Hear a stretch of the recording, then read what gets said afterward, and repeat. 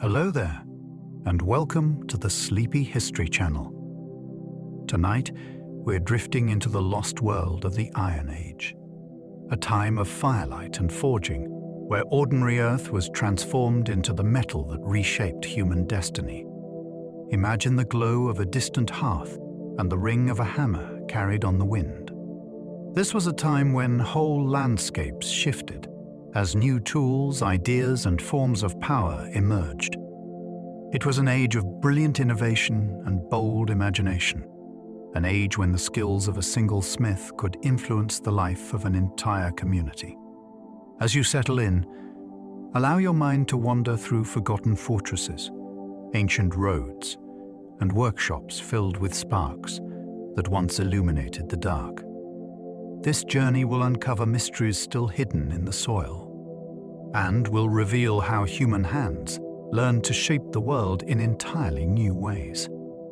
If you enjoy these quiet journeys, I invite you to like, subscribe, or share a thought below. It helps others find their way here too, one sleepy soul at a time. But for now, breathe deeply. Allow your shoulders to soften, and let the gentle glow of history carry you into rest. Let's begin. Beautifully forged swords reveal the fingerprints of long-forgotten masters. When metalworkers from this era crafted blades, they often folded and welded the glowing material many times, creating patterns that remain visible thousands of years later. Some blades contain swirling shapes reminiscent of flowing water. Others contain lines that resemble tree rings or ripples on sand.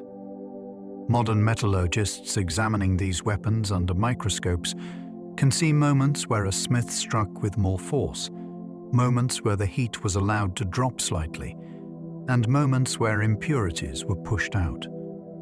In a real sense, each blade contains a record of human skill preserved in metal. Some weapons are so finely balanced that they remain functional today. Others contain exotic materials brought from distant lands, suggesting that elite warriors commissioned pieces from renowned craftsmen. Many blades were deposited intentionally in lakes, bogs, or rivers, hinting at rituals involving water and belief in realms beyond sight. Every sword carries a story about its maker, its owner, and the world that shaped both. Studying them is like reading biographies written not in ink, but in steel born of fire. Iron reshaped the world in ways no earlier metal ever had. For countless generations, people lived in landscapes shaped by what their tools could and could not do. When a stronger metal emerged, the entire physical world became negotiable in a way it had never been before. Dense forests that had stood untouched for lifetimes opened under blades that kept their edges through long hours of cuffing. Rocky fields that had frustrated farmers for centuries softened under deeper turning, revealing soil that could support larger harvests. This shift changed everything from diet to population growth. With stronger chisels, builders carved timber beams that supported larger structures, and with sturdier nails, they created boats that could survive unpredictable water far from shore. Even the sound of life changed as new tools created rhythmic ringing that spread across valleys. What makes this moment astonishing is how it unfolded silently and almost invisibly. A single idea that strength could be drawn out of ordinary stone spread until entire regions transformed. It was not simply a new material. It was a reimagining of human capability. Iron Age chariots turned battlefields into thunderous theaters of speed and strategy. These vehicles were not simple carts. They were finely engineered machines built with precise wood bending, balanced axle placement, and wheel designs that maximized both speed and stability. When horses pulled them across open ground, the sound could be heard long before they were seen. Warriors used them for rapid movement, archery, and coordinated maneuvers that confused slower foot soldiers. Some regions developed light frames ideal for skirmishing, while others crafted heavier versions meant to break enemy lines. Archaeological discoveries show intricate metal fittings, decorated harness pieces, and wheels strengthened with carefully shaped plates. Chariots also held symbolic importance. They carried leaders in ceremonial processions, accompanied funerary rites, and appeared in artwork depicting mythic or ancestral journeys. Driving one required extraordinary skill. A single mistake could send the vehicle tumbling. The fact that people mastered this technology speaks to a blend of courage, engineering knowledge, and tactical imagination. These machines turned open fields into dynamic stages where the outcome of conflicts could shift in moments. Ancient blacksmiths held spiritual authority as guardians of fire and transformation. Working with fire was seen as a connection to forces beyond the visible world. Many communities believed that the ability to turn raw earth into shining metal required not only skill, but a form of spiritual permission. As a result, metalworkers held positions of respect, fear, or reverence, depending on the culture. Some were buried with tools arranged in ceremonial patterns. Some lived slightly apart from the main settlement, as if their craft existed between the human realm and something older. Others became advisors to chiefs and leaders because their work shaped weapons, tools, and symbols of power. Myths from distant regions describe figures who controlled flames or carried the secrets of metal from divine beings. The presence of furnaces, glowing at night with heat powerful enough to alter stone, likely contributed to this aura. The transformation happening inside those flames looked like magic, even to those who understood it. In many ways, these artisans were seen as interpreters of hidden truths, people who could reveal potential that lay unseen within the earth itself. Iron Age salt mines preserve human footprints that still look fresh today. Deep inside ancient mountains, miners carved two glittering walls of crystalline salt that formed long before the first human stories were told. The floors of some of these tunnels still hold impressions left by workers who carried tools, torches, and baskets into the dark. These prints look so clear that it seems their owners might return at any moment. Salt absorbs moisture and slows decay, which means even wooden beams, stone tools, and fragments of clothing have survived far beyond their expected lifespan. Some mines contain collapsed chambers filled with perfectly preserved fragments of everyday life, including strands of hair and small objects that once hung from belts or bags. These spaces reveal a world of intense labor, technical skill, and remarkable planning. Ventilation shafts guided fresh air into the depths. Wooden stairways climbed between levels. Animal hides protected workers from harsh crystal edges. In one region, the preserved remains of a child miner were discovered, offering a poignant reminder that entire families participated in an industry that supplied distant communities with a precious substance needed for food preservation and survival. These mines serve as time capsules that hold echoes of footsteps from a world that would otherwise be forgotten. Iron Age farmers transformed entire regions with new tools and techniques. Before the arrival of stronger equipment, agriculture often relied on shallow cuts and careful placement of crops in soft soils. When tougher plows appeared, they opened deep channels that exposed nutrient-rich earth long buried beneath hardened layers. This change nearly doubled the productive capacity of some landscapes. It also encouraged experimentation with crop rotation, irrigation channels, and field divisions shaped by both practicality and social custom. Communities grew larger because they could support more people with surplus harvests. This in turn allowed specialized professions to emerge, from pottery makers to woodworkers to healers. In some regions, early terracing systems were created to manage steep slopes, showing a level of planning that required knowledge passed across generations. Surviving pollen records reveal that entire ecosystems shifted as woodland gave way to farmland, maintained through sustained effort. The transformation was not simply technological. It reshaped diet, family structure, settlement patterns, and the seasonal rhythms that guided community life. With the right tools, farmers became the architects of landscapes that remain visible even today. Hidden landscapes of ancient furnaces still lie beneath our feet. Across forests, moors, and river valleys, archaeologists continue to discover entire industrial zones that no one suspected existed. These places once glowed with heat from furnaces that ran day and night, turning raw ore into workable metal through a process that required astonishing precision. What remains today often looks like nothing more than dark soil, scattered stone, or uneven ground. Yet, when excavations begin, they reveal layers of slag, charcoal pits, tire fragments, and hard-packed earth that once supported intense labor. Some of these sites span areas large enough to rival small towns, suggesting organized workforces, supply chains, and seasonal schedules. Many were placed near water sources or in locations where the wind created natural drafts, suggesting that ancient craftspeople understood environmental engineering far better than they are often credited for. Some regions even contain slag heaps so massive that they form hills, created through centuries of continuous production. These hidden landscapes show that early metalworking was not a sidecraft.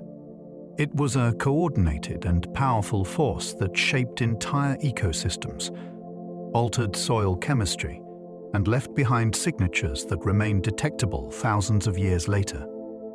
Some Iron Age societies built vast hillforts whose walls once glowed with vitrified stone. In certain regions, people constructed fortifications on hilltops using stone walls bound with timber. When invaders threatened, or during intense ceremonial events, these walls were exposed to heat so extreme that the stones partially melted and fused together, creating glass-like surfaces. The process required temperatures far hotter than ordinary fires, which means these societies understood how to manipulate airflow, fuel, and construction to achieve remarkable thermal effects. Modern experiments attempting to reproduce this phenomenon have shown that it takes enormous effort, including the careful stacking of timber, the placement of vents, and the management of sustained flame for long periods. The result was a defensive structure that became harder than the original stone and resistant to collapse. Some hill forts still display these gleaming surfaces, preserved over millennia. The purpose of this transformation is still debated. It may have strengthened walls, created symbolic displays of power, or marked ritual burning during times of renewal. Whatever the intent, these glowing fortresses reveal a mastery of fire and engineering, but challenges modern assumptions about ancient technology. Iron Age trade routes stitched together distant cultures in astonishing ways. Long before maps existed, people carried metal objects across mountain ranges, deserts, forests, and coastlines, creating networks that in some cases stretched farther than the trade systems of classical Presic, empires that came later.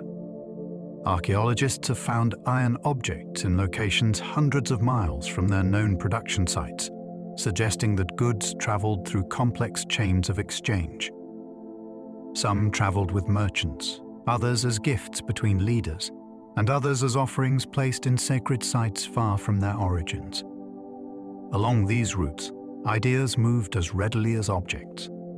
Techniques for smelting, carving, weaving, brewing, and building spread with surprising speed. Linguistic similarities between distant regions suggest that stories, myths, and songs traveled as well. These paths were not narrow tracks. They were arteries of culture that expanded as new tools made long journeys safer and more efficient. What makes this web so fascinating is that it formed organically, shaped by rivers, coastlines, and human curiosity. It grew without central control, yet it linked communities in ways that would influence politics, craftsmanship, and identity for centuries. The mastery of iron-making spread like a quiet revolution across continents. Unlike earlier materials that required rare ingredients mined in small pockets of land, this new metal could be created almost anywhere people could dig. That meant the skills behind it traveled not with armies or kings, but with wandering craftspeople, traders and families seeking better land. Archaeologists have traced this movement through distinctive furnace styles that appear like stepping stones across vast distances. In some regions, people built small clay structures that opened from the top, while in others, tall chimney-like furnaces were used to intensify heat. Each variation reflected local conditions, from wind patterns to available fuel.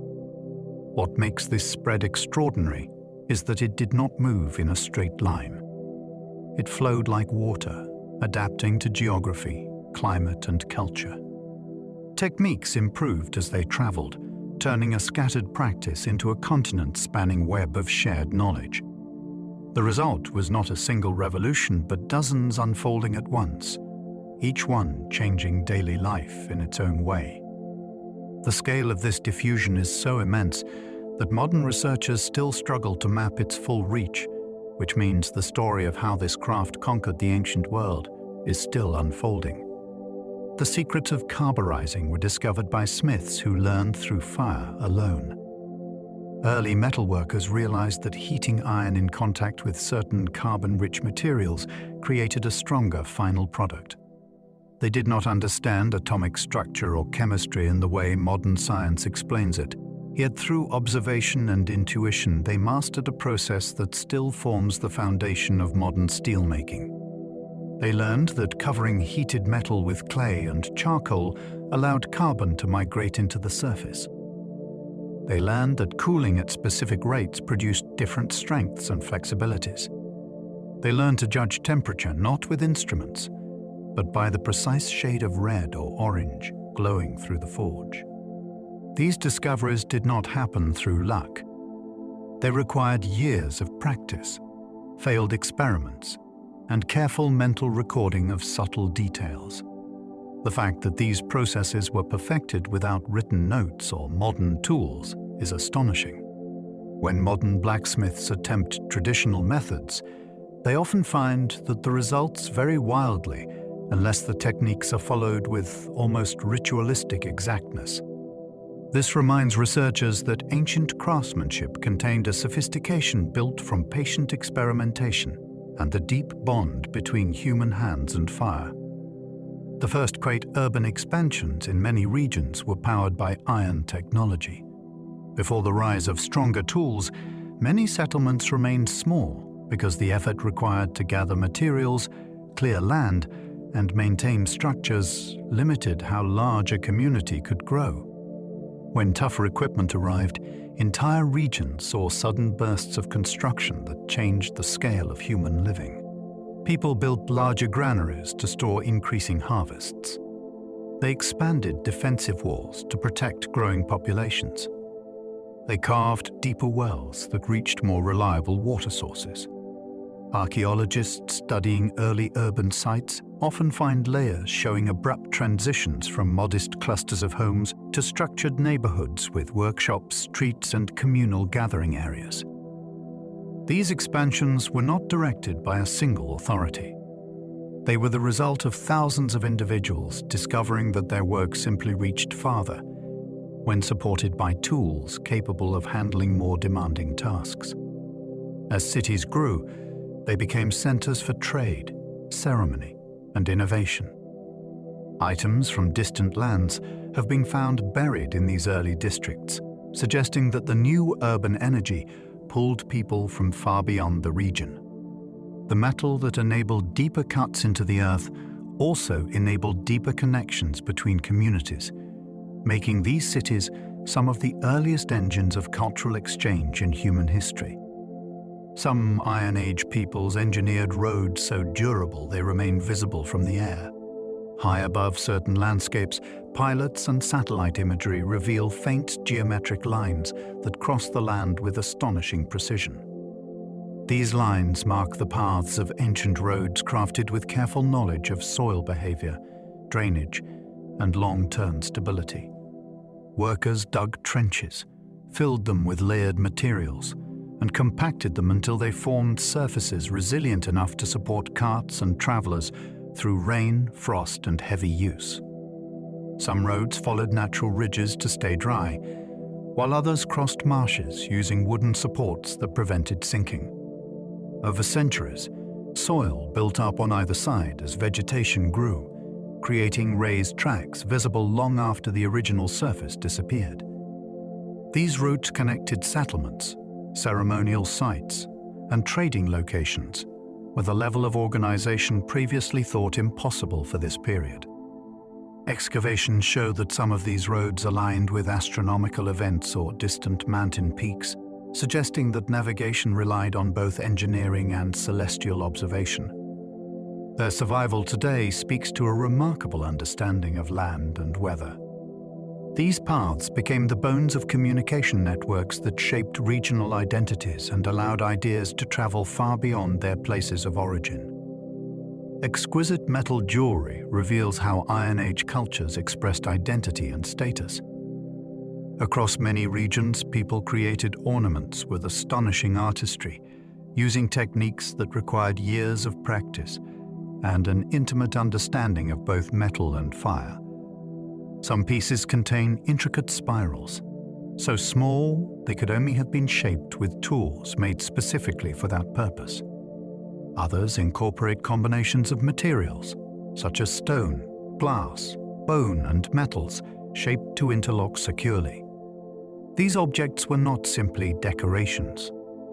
They communicated social belonging, achievements, and ancestral ties. Clothing often served as the foundation for displaying these items, and the arrangement of pins, torques, beads, and rings could reveal an individual's role within the community. Archaeologists have discovered caches of jewellery intentionally buried as offerings to unseen powers, suggesting that these items carried spiritual significance as well. Some pieces reflect cultural exchange, blending styles from distant regions, and proving that ideas travelled far even in early times. When held in modern hands, these objects carry the warmth of craftsmanship and the stories of makers whose names are lost, yet whose skill continues to inspire awe. They show a world where beauty was woven into daily life through art that required both technical expertise and symbolic understanding. Iron Age feasting traditions shaped political alliances and cultural memory. Large gatherings built around shared meals created opportunities for leaders to form alliances, display generosity, and reinforce social ties. Archaeological sites reveal enormous cooking pits, cauldrons large enough to serve dozens, and storage vessels capable of holding impressive quantities of grain, fruit, or fermented drinks. These events were not casual. They were carefully planned celebrations that brought entire communities together. Animal bones found in rubbish deposits show that people selected specific cuts for specific roles, indicating a strong sense of ritual order. Musical instruments, decorative pottery, and carved wooden serving tools suggest that these gatherings were immersive experiences involving sound, color, and storytelling. Feasts also served as opportunities to transmit history. Elders recited tales, genealogies, and heroic sagas that connected families across generations.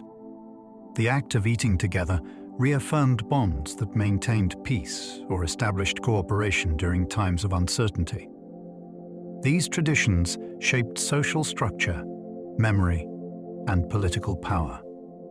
They show that food was not only a source of nourishment, but a tool for shaping alliances and reinforcing identity in ways that lingered long after the fires burned down and the last songs faded. Some of the earliest coins were struck with iron tools by experimental metalworkers. Long before coinage became widespread, artisans explored new methods of marking metal pieces to represent value. These early experiments required tools capable of carving symbols into small blanks with precision and consistency. Iron provided the strength needed for these punches and dies, allowing makers to imprint images that represented clans, rulers, or spiritual symbols. Although the coins themselves were often made of softer materials, the tools used to create them were essential for ensuring that each piece carried the same marks. This development allowed people to exchange goods using standardized tokens rather than raw materials or complex bartering. Archaeologists have uncovered early minting workshops where small furnaces, molds, and striking tools were used in careful sequence. The arrival of these tokens changed trade by simplifying value measurement. Regions that adopted these systems gained new economic influence, allowing merchants to travel with portable wealth, stored in small and durable forms. These early coins reveal a world where innovation emerged not only from necessity, but from curiosity and experimentation. They represent one of the earliest attempts to create abstract value from crafted objects. Iron Age miners carved subterranean worlds that stretched farther than anyone expected. Some ancient mining systems extend deep into mountainsides through networks of tunnels, chambers, and shafts carved entirely by hand using stone and metal tools. These underground spaces required incredible planning and sustained effort. Workers followed faint veins of ore through twisting rock, sometimes crawling through narrow passages, sometimes standing in vast halls supported by wooden beams. Evidence of their work survives in pick marks etched into the walls, in fire-cracked stone where heat was used to weaken rock, and in footprints where soft sediment recorded their movement. Torches and oil lamps illuminated spaces that would have been otherwise completely dark. Some mines include drainage channels that carried water away, and others show signs of ventilation design that kept air circulating. The scale of these operations suggests coordinated labor with teams specializing in excavation, hauling, sorting, and smelting. These subterranean worlds reveal a side of ancient life often hidden behind the surface. They demonstrate that early communities possessed a remarkable understanding of geology, engineering, and teamwork that still surprises modern researchers. Iron smelting created accidental landscapes of slag that tell stories of industry. Across valleys and hillsides, enormous piles of discarded smelting byproducts still lie where ancient furnaces once burned. These heaps form mounds tall enough to appear as natural features, yet when excavated they reveal layers of molten residue, charcoal fragments, furnace linings, and broken tools used in the production process. Each layer carries clues about how people refined ore. The presence of certain minerals indicates the temperature achieved within the furnace. The size and texture of slag droplets reveal whether the smelting was continuous or intermittent. In some regions, slag mounds developed beside streams, where water once powered bellows or cooled tools. Researchers can read these deposits like chapters in a technological story.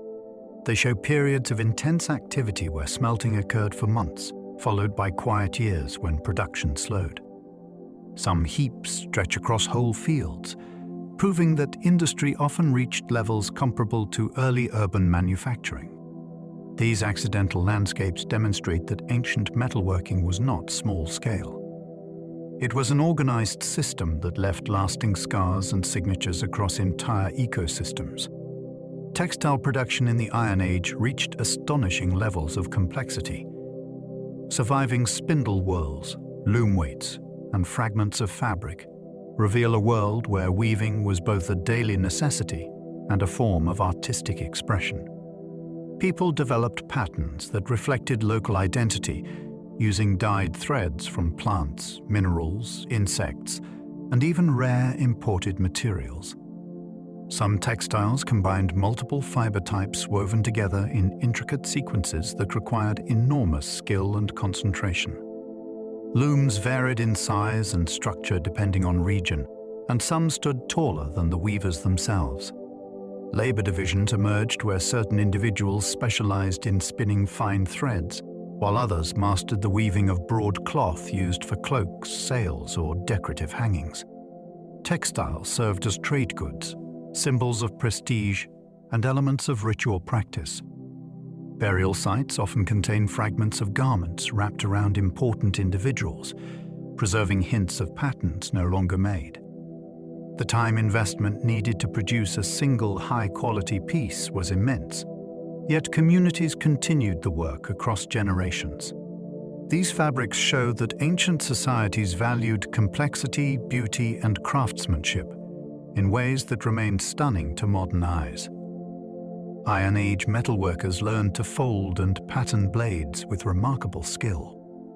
The creation of patterned metal involved heating, bending, twisting, and welding layers together until the resulting blade displayed flowing lines and rippling textures.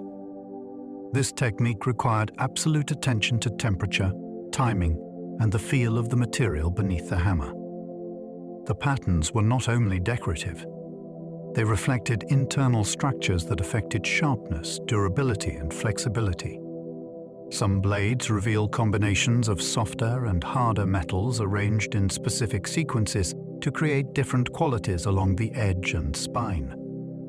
Others include cores made from carefully selected materials that added stability.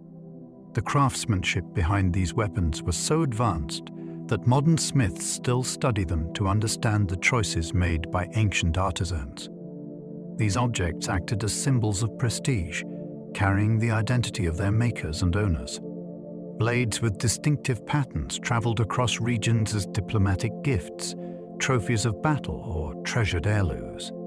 Each one carries a silent record of the hand that forged it, the fire that shaped it, and the lives that depended on its strength. Some Iron Age roundhouses were engineered with acoustics that amplified ritual ceremonies. Archaeologists studying certain circular dwellings have discovered that their interior design was far more sophisticated than once believed. Tests using recreated structures show that even a soft voice can travel cleanly across the room, and a chant or drumbeat gains a deep reverberation that seems to swirl around the walls. The angled posts, woven panels, and conical roofs appear to have been arranged with intentional precision. Smoke vents served not only for airflow, but also shaped the way sound rose toward the roof. When dozens of people gathered inside, the combined effect created an immersive auditory environment that likely enhanced storytelling, chanting, prayer, or communal decision-making. Some reconstructed interiors reveal spots where a single voice can dominate the entire space simply by standing at a particular point near the hearth. These findings indicate that early builders understood how sound behaved and incorporated that knowledge into architecture. This suggests that ceremonies and gatherings were experienced not only visually, but as powerful acoustic events that bound communities through shared sensory experiences. Iron Age astronomers aligned monuments with the movements of the heavens. Across windswept hills and river valleys stand ancient stone and timber structures whose placements are anything but random. Researchers have discovered that many align with sunrise or sunset on specific days of the year, such as midwinter and midsummer, moments that held deep significance for agricultural planning and ritual practice.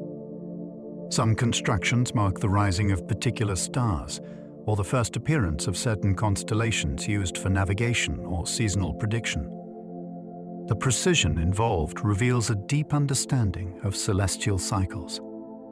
Builders monitored the sky year after year, noting patterns in the movement of sun and stars until they could place posts or stones in positions that framed these moments perfectly. These monuments acted as communal calendars. When the sun rose in a particular notch or illuminated a specific panel, it signaled the start of planting, harvesting, or celebration. This blend of architecture and astronomy shows that early communities read the sky as carefully as any written record. Their monuments were observatories crafted from earth, stone, and wood, capable of turning the heavens into a shared story that guided generations. Ritual deposits of weapons reveal moments of intense cultural drama. In lakes, bogs, rivers, and pits, across many regions, Archaeologists have found weapons intentionally broken or arranged before being placed in the earth or water. These objects were not lost in battle or discarded due to damage. They were carefully prepared offerings. Swords were bent, spearheads were snapped, and shields were placed face down as if retiring them from use. The choice of which items to deposit and how to treat them appears deeply symbolic. Some collections contain objects that would have required extraordinary effort to gather, suggesting contributions from entire communities during times of crisis or transition. The locations chosen often hold natural power, such as still water mirrors or places where land and sky seem to meet. These deposits may reflect treaties, victories, losses, or requests for guidance from unseen forces. They provide glimpses of emotional moments when individuals and groups used symbolic destruction to communicate with powers beyond their control. Each discovery reveals a story of belief, tension, and transformation written in metal and ritual action rather than words. Iron Age medical tools show a surprising understanding of surgery and healing. Excavations have uncovered scalpels, probes, hooks, and cauterizing devices made with enough precision to rival instruments from much later periods. Some medical kits include containers for herbs and resins known for antiseptic or pain-soothing qualities. Trepanation, the careful removal of a section of skull, was performed with remarkable success in certain communities. Evidence of bone healing around these openings shows that many individuals survived these procedures. Marks on skeletal remains indicate that fractures were set with skill, and some were stabilized using splints crafted from wood or toughened leather. The presence of specialized tools suggests that some individuals trained extensively in medical knowledge passed down through apprenticeship rather than writing. Healing involved not only physical treatment, but ritual elements meant to support recovery through community belief and emotional care. These discoveries paint a picture of practitioners who blended observation, experiment, and symbolism to treat injuries and illnesses with notable success. Their work challenges assumptions that ancient medicine lacked sophistication. Instead, it reveals a world where healing demanded courage, skill, and a deep understanding of the human body. Long-distance exchange networks carried iron objects across entire continents. Archaeologists mapping the origins of ores and metals have discovered that some objects found in burial sites or settlements traveled astonishing distances before reaching their final resting places. In some cases, the material inside a single blade can be traced back to sources located hundreds of miles away. These networks were not simple trading paths. They were interwoven corridors shaped by seasonal movement, migration, and long-standing alliance building. Merchants transported goods through mountain passes, along riverbanks, and across open plains. At certain hubs, traders from many regions gathered to exchange metals, textiles, ceramics, animals, tools, and stories. The volume and variety of goods suggest sophisticated logistics and relationships that lasted for generations. Over time, these routes became channels for transmitting technology, belief systems, and artistic styles. They reveal a world far less isolated than often imagined. Communities participated in a continental conversation supported by shared interest in innovation and exchange, proving that curiosity and connection have shaped human history since deep antiquity. Iron Age shields combined artistry and engineering in extraordinary ways. These defensive tools were far more complex than simple wooden discs. Many feature layered construction using carefully chosen woods, reinforced with hide coverings that provided both strength and flexibility. Some include metal bosses at the center that protected the wielder's hand and could deflect or absorb heavy blows. Decorated surfaces display patterns carved or painted with pigments that once glowed brightly. These designs may have represented tribal identity, personal achievements, or protective symbols believed to guard the bearer.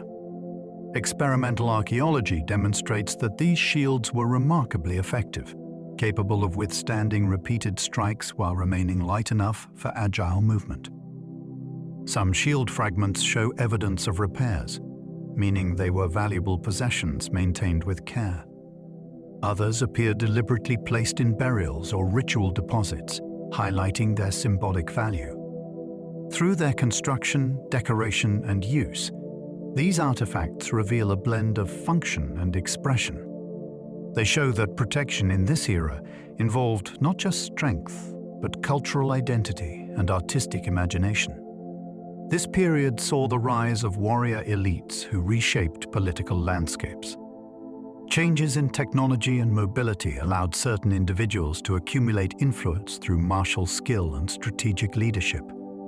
Graves belonging to these figures often contain richly decorated weapons, ornate clothing fasteners, and imported goods that reflect far-reaching networks.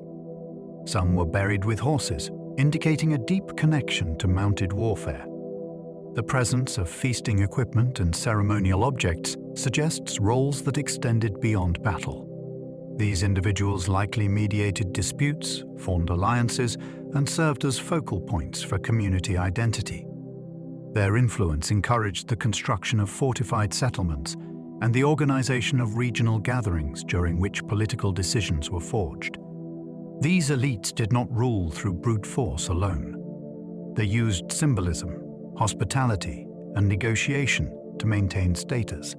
Their rise transformed social structure, creating layered communities with distinct roles. This period reveals how technological changes can alter not only tools and materials, but human relationships and regional power dynamics. Iron Age querns revolutionized how communities ground grain for daily life.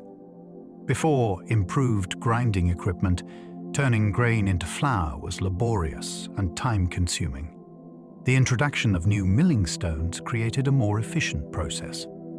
These querns typically consisted of two shaped stones, with the upper one rotated over the lower. Carefully carved surfaces created friction that broke grain into finer particles. The speed and output exceeded earlier methods, allowing households to prepare larger quantities of flour in a shorter time. Some querns were portable, while others formed part of permanent kitchen areas within homes. Their designs varied across regions, reflecting local stone types and cultural preferences. Grinding was often a rhythmic activity accompanied by conversation, song, or cooperative work among family members. The increasing flour production supported larger populations and more diverse diets, including breads, porridges, and baked goods. These tools reveal how simple innovations can transform daily life. They played a crucial role in sustaining communities and shaping food culture throughout this dynamic period.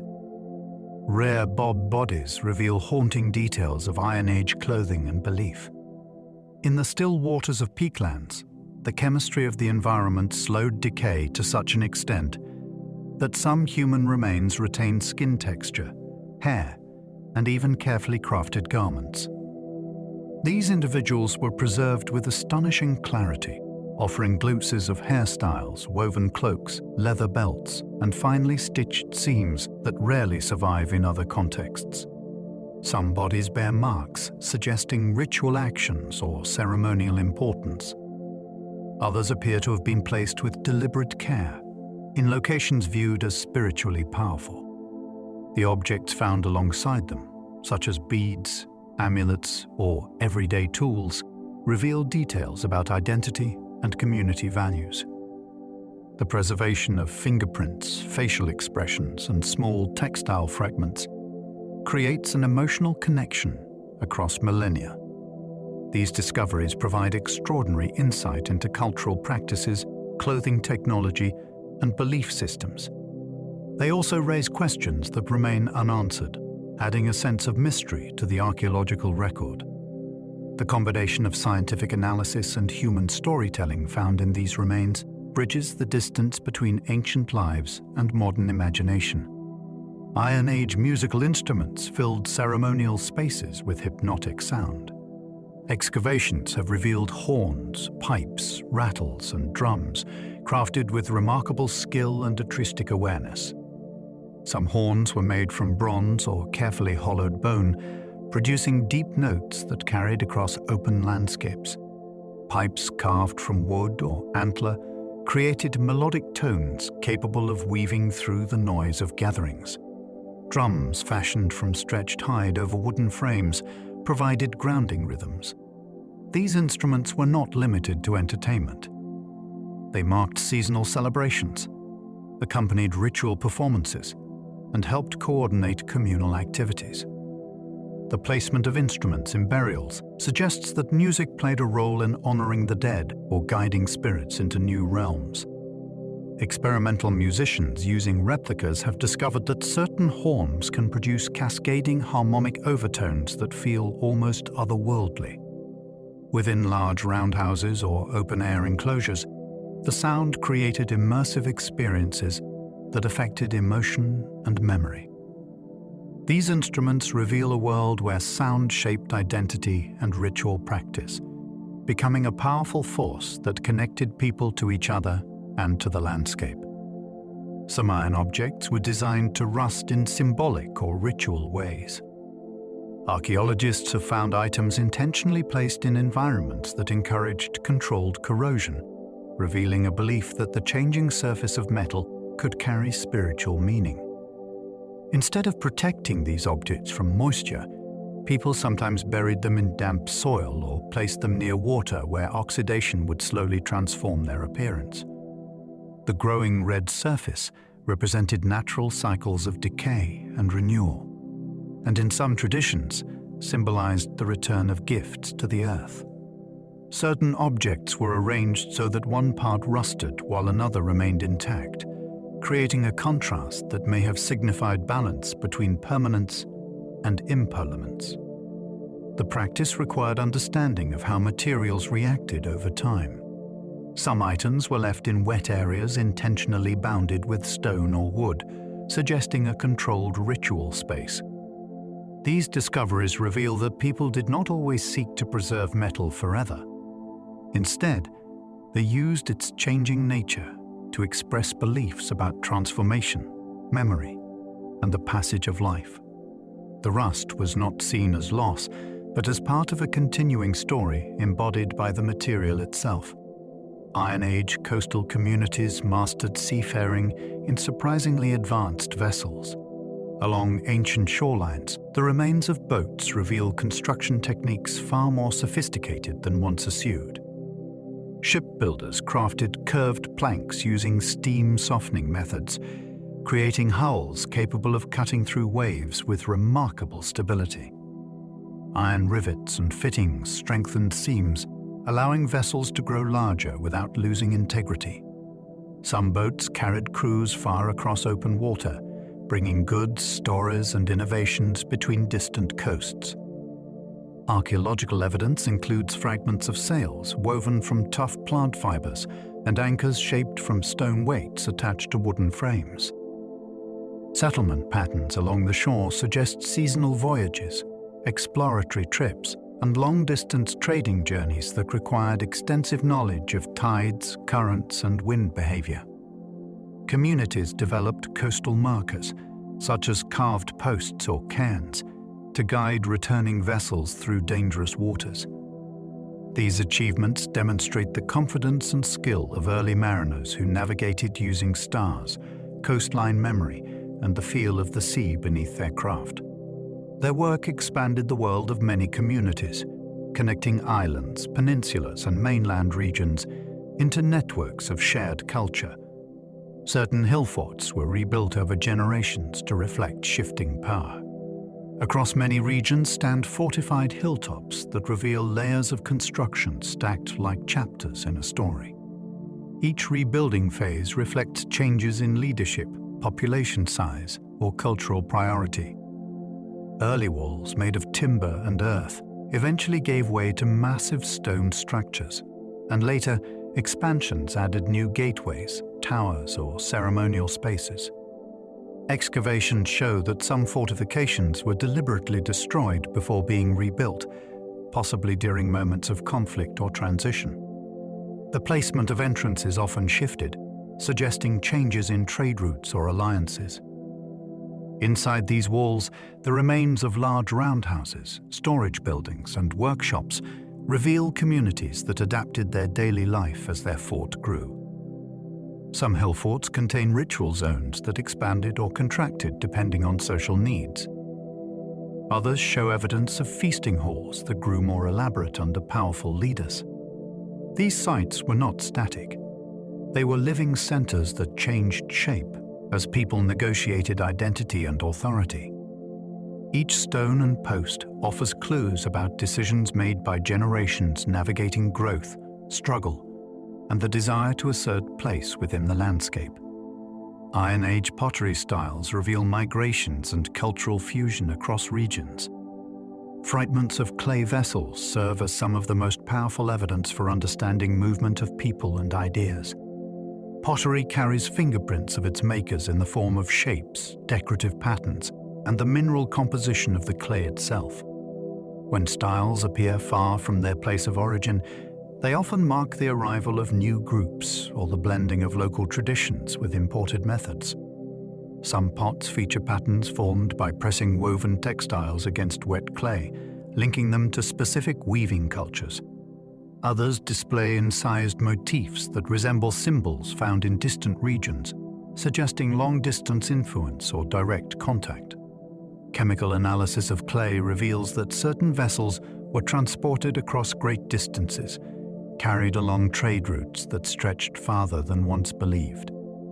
These discoveries show that people did not live in isolated pockets. They traveled, married into new communities, exchanged ideas, and blended artistic traditions. Pottery becomes a map of cultural interaction, revealing how identities shifted through contact, cooperation, and shared learning over many generations.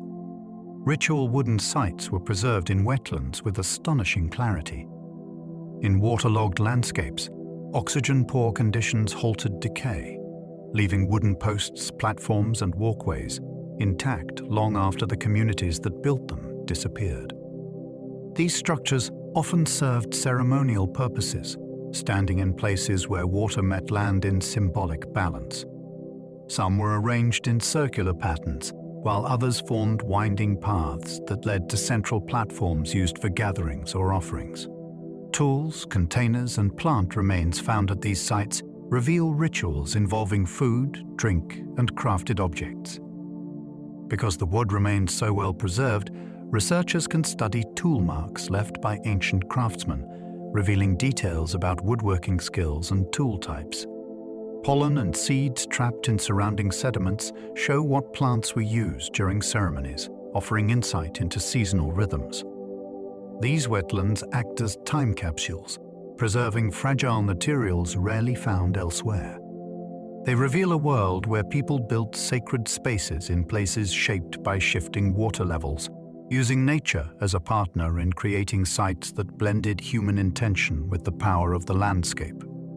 Iron Age climate shifts forced societies to adapt their agriculture and settlement patterns.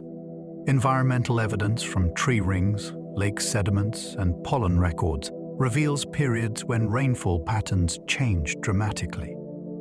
In some decades, intense wet conditions flooded fields and forced communities to relocate to higher ground. In others, extended dry seasons reduced crop yields and pressured groups to modify planting strategies or seek new sources of water. Archaeologists can trace these adaptations in settlement patterns where older villages were abandoned and new ones built in more resilient locations. Farmers experimented with different crop combinations, adjusting the balance between cereals, beans, and hardy plants capable of surviving unpredictable weather. Some communities constructed drainage systems to protect fields from saturation. Others stored surplus grain in larger quantities to buffer against poor harvests. These responses demonstrate that early societies were highly observant and adaptable. They did not simply endure climate change. They developed new systems of living, farming, and social organization that helped them survive periods of uncertainty. Their ability to read the land and respond creatively reveals resilience that resonates strongly with modern concerns. Ironworking debris reveals how apprentices learned from master smiths. Workshop sites often contain layers of discarded material that tell detailed stories about teaching methods. Beginners produced small, uneven fragments of metal, showing attempts to weld pieces or shape them into simple forms. These fragments appear alongside the perfectly executed work of experienced smiths, suggesting that learning took place side by side. Heat, cracked stones, broken tires, and discarded furnace linings indicate mistakes made during practice sessions. Marks on anvils reveal repeated training exercises where apprentices struck metal in rhythm to master consistent angles and force. Some sites contain personal tools belonging to learners, modified through use and marked with small symbols identifying ownership. The proximity of living spaces to workshops suggests that training was not limited to specific hours. It was a daily immersion in a world of heat, sound, and observation. Through these remnants, modern researchers can reconstruct the apprenticeship journey, from early missteps to the moment a learner produced tools worthy of community use. These traces reveal the human side of craftsmanship, capturing dedication, patience, and the long path toward mastery. Iron Age cattle and horse breeds were selectively shaped in new directions. Animal bones from this period show clear evidence that people intentionally guided breeding to achieve desirable traits. Cattle grew stronger and more suited to pulling plows or carts. Horses developed features helpful for riding, including improved endurance and smoother gaits. These changes required careful observation and long-term planning. Farmers selected animals with particular builds, temperaments, or color patterns for breeding, gradually shaping herds that reflected regional needs.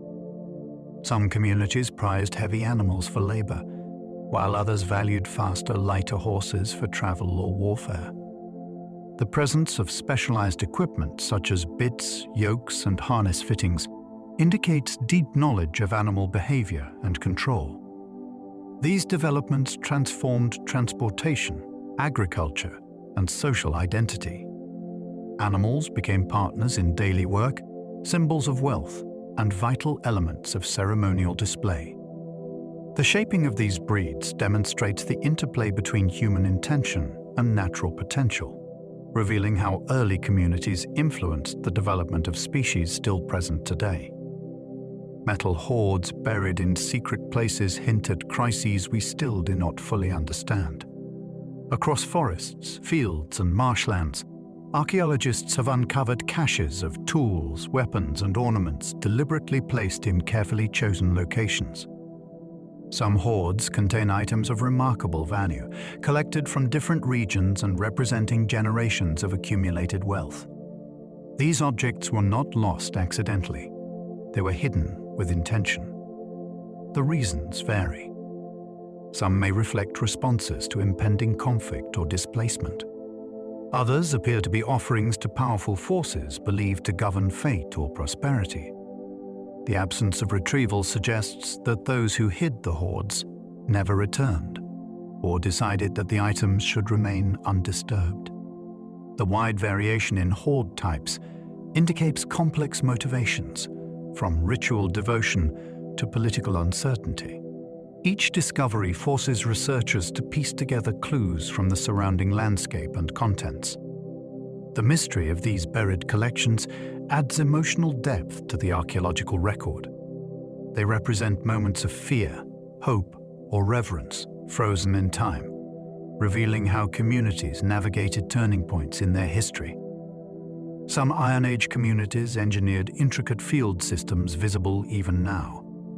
Aerial photography and landscape surveys reveal patterns of long, straight boundaries and rectangular divisions etched into the land. These systems were carefully planned, designed to manage water flow, prevent soil erosion, and distribute farmland efficiently among families or groups. Low walls, ditches, and raised embankments guided livestock and protected crops from wandering animals. In certain regions, farmers reshaped entire valleys into terraced fields that maximized available space on sloping terrain. These designs required cooperation and shared labor, suggesting strong community organization. The persistence of these patterns shows that they were remarkably durable. Some divisions remain visible beneath modern farmland or appear as faint lines during dry seasons when vegetation thins. These systems represent a blend of agricultural knowledge, engineering insight, and social coordination. They demonstrate that early farmers understood their environment deeply and worked together to create landscapes that sustained their communities for centuries. Their precision and longevity reveal a level of planning that continues to inspire researchers. Iron Age textiles reveal dyes and weaving techniques of stunning sophistication. Archaeologists studying preserved fragments of cloth have discovered evidence of weaving traditions far more advanced than anyone expected for this period. Threads of wool, flax, nettle, and even rare plant fibers were spun to remarkable fineness, sometimes with thickness so consistent it is almost impossible to replicate by hand today. Dyes were created from a complex mixture of plants, lichens, insects, and minerals, producing colors that ranged from deep red to vibrant yellow and rich blue. Some fabrics show combinations of multiple dyes layered to create entirely new shades. Weavers used upright looms that allowed them to create broad panels with precise geometric patterns and borders. These designs often contained motifs representing lineage, region, or social role. Cloth acted as currency, tribute, and heirloom, all at once. In burial sites, fragments of cloaks or tunics reveal garments so detailed they must have taken months of labor. These surviving pieces show that clothing was not simply functional. It was a form of art and identity, an expression of pride, skill, and connection that remains breathtaking even through the distance of centuries. Skilled smiths created composite tools with multiple iron types in one piece. Some tools recovered from this era contain cores made from softer material fused with harder outer layers, forming structures tailored to specific tasks. A chopping blade might have a flexible spine that resisted cracking, while its edge remained sharp enough to cut through dense wood. The creation of these composite pieces required incredible knowledge of heat, timing, and material behavior.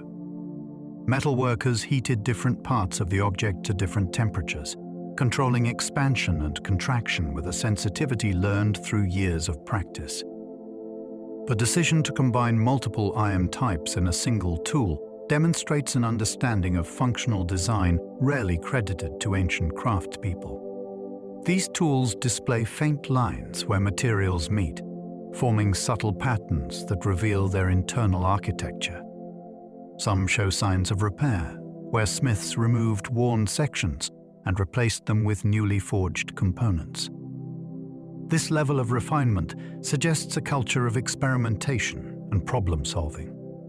These composite creations prove that early craftsmen engineered their tools with precision that allowed communities to push their work farther, faster, and more safely than ever before. Iron rivets transformed shipbuilding and expanded maritime exploration.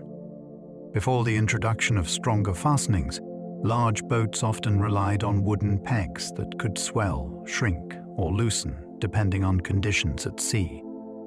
The arrival of harder metal radically changed the integrity of hull construction. Rivets allowed planks to be secured with far greater stability, reducing leaks and strengthening the overall structure. This improvement enabled shipbuilders to create larger vessels capable of carrying heavier loads across longer distances. Archaeological finds of ancient wrecks reveal lines of rivets still holding planks together after centuries underwater. These fastenings also allowed for more complex hull shapes that improved speed and maneuverability. Evidence of long-distance travel appears in the form of imported goods found in coastal settlements, including ceramics, glass, and rare stones. These discoveries show that communities ventured farther from shore, connecting cultures across seas and encouraging trade networks that stretched far beyond local horizons. The transformation brought by these rivets reveals how a single improvement in material technology can influence exploration, commerce, and cultural exchange. Elite warriors carried spears balanced with extraordinary precision. Excavated weaponry shows that these spears were not simply sharpened sticks capped with metal points. They were carefully crafted instruments of both hunting and warfare, designed to perform with remarkable consistency. The shafts were shaped from wood selected for straightness and elasticity. The tips were forged with attention to weight distribution, ensuring that the weapon could be thrown with clean, predictable flight or held steady during close combat. Some spearheads display elaborate decorative patterns that suggest symbolic importance as well as practical value. Warriors trained from a young age to develop skill in controlling the weapon's momentum, and this training shaped social rules within their communities. Spears discovered in burials often appear beside evidence of ceremonies or feasts, hinting at the status of their owners. These objects reveal a blend of engineering, craftsmanship, and cultural meaning. Their balance and performance demonstrate that early societies approached weapon-making with the same precision and creativity found in modern sports equipment or specialized tools. Iron Age ritual masks channeled ancestral or supernatural presence. Across several regions, carved wooden masks and metal-faced coverings have been discovered in contexts that suggest ceremonial use. Their designs range from stylized human features to symbols representing animals or mythic beings. Many appear to have been worn in processions, dances, or rites performed to honor the seasons, request guidance, or connect with ancestors. Traces of pigment on some masks indicate that they once glowed with bright colors under firelight. Some have attachments for feathers, fibers, or fabric that added movement and texture. These objects often appear in sacred enclosures or near places associated with transitional moments, such as boundaries between land and water. Wearing them allowed individuals to step into roles larger than themselves, whether as storytellers, healers, or ceremonial leaders. The masks served as physical bridges between communities and the unseen world. Their craftsmanship displays both artistic imagination and spiritual depth, offering insight into belief systems that valued connection with forces beyond ordinary life. Forgotten wooden trackways reveal how wetlands were crossed with ingenuity.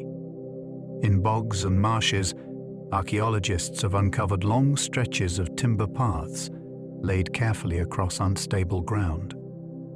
These trackways were constructed from planks, split logs, or woven branches held in place with stakes driven into the mud.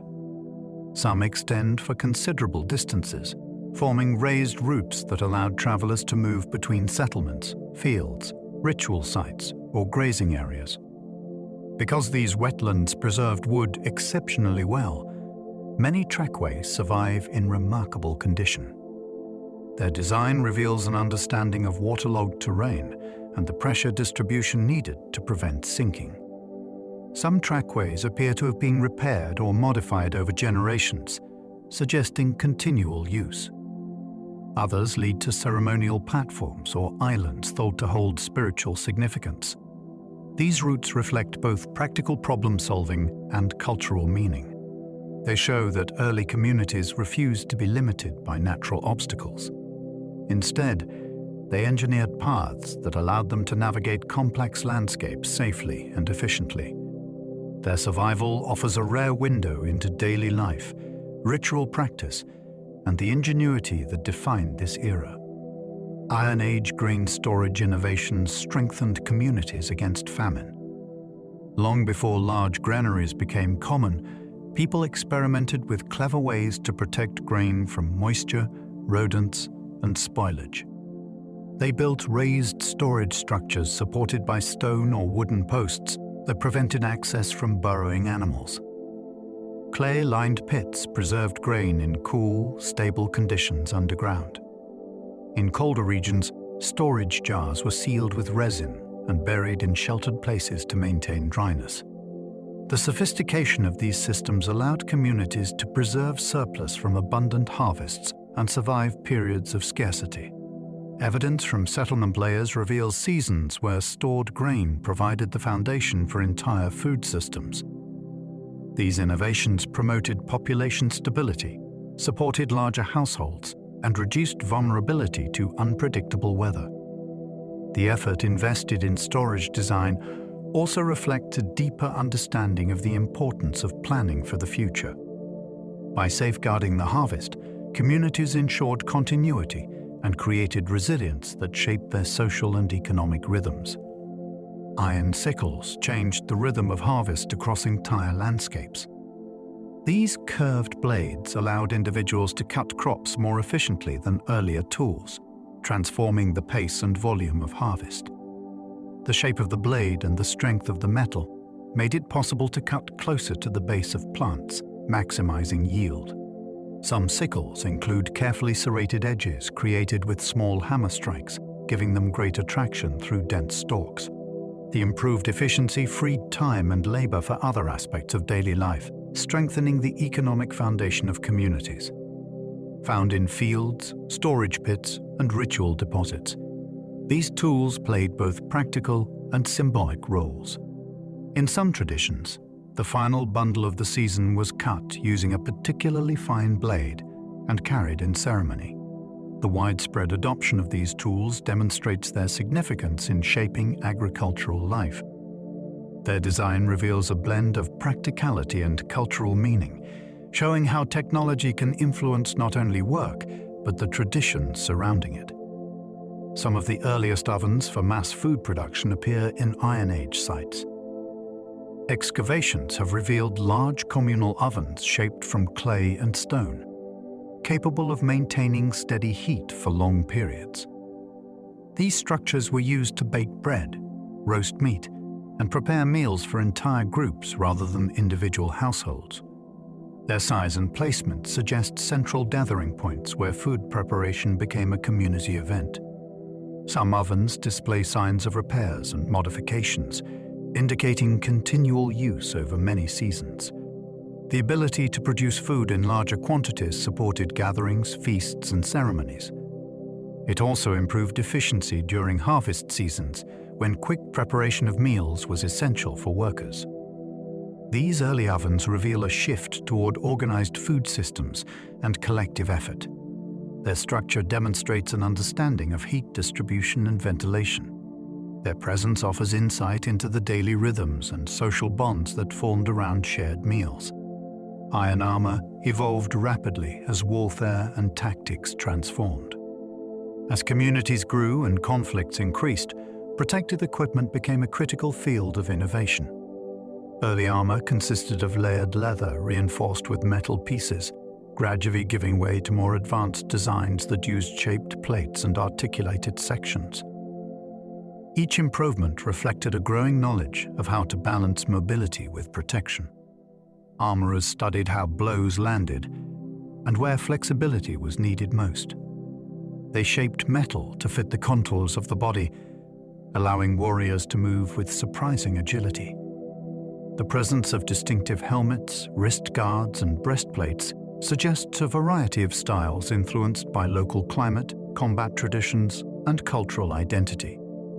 These items were often adorned with patterns or materials that signaled rank or group affiliation. Discoveries from burial sites reveal equipment maintained with great care, repaired repeatedly, and passed down through families. This evolution demonstrates the creativity and resilience of people adapting to changing strategies of conflict and defense.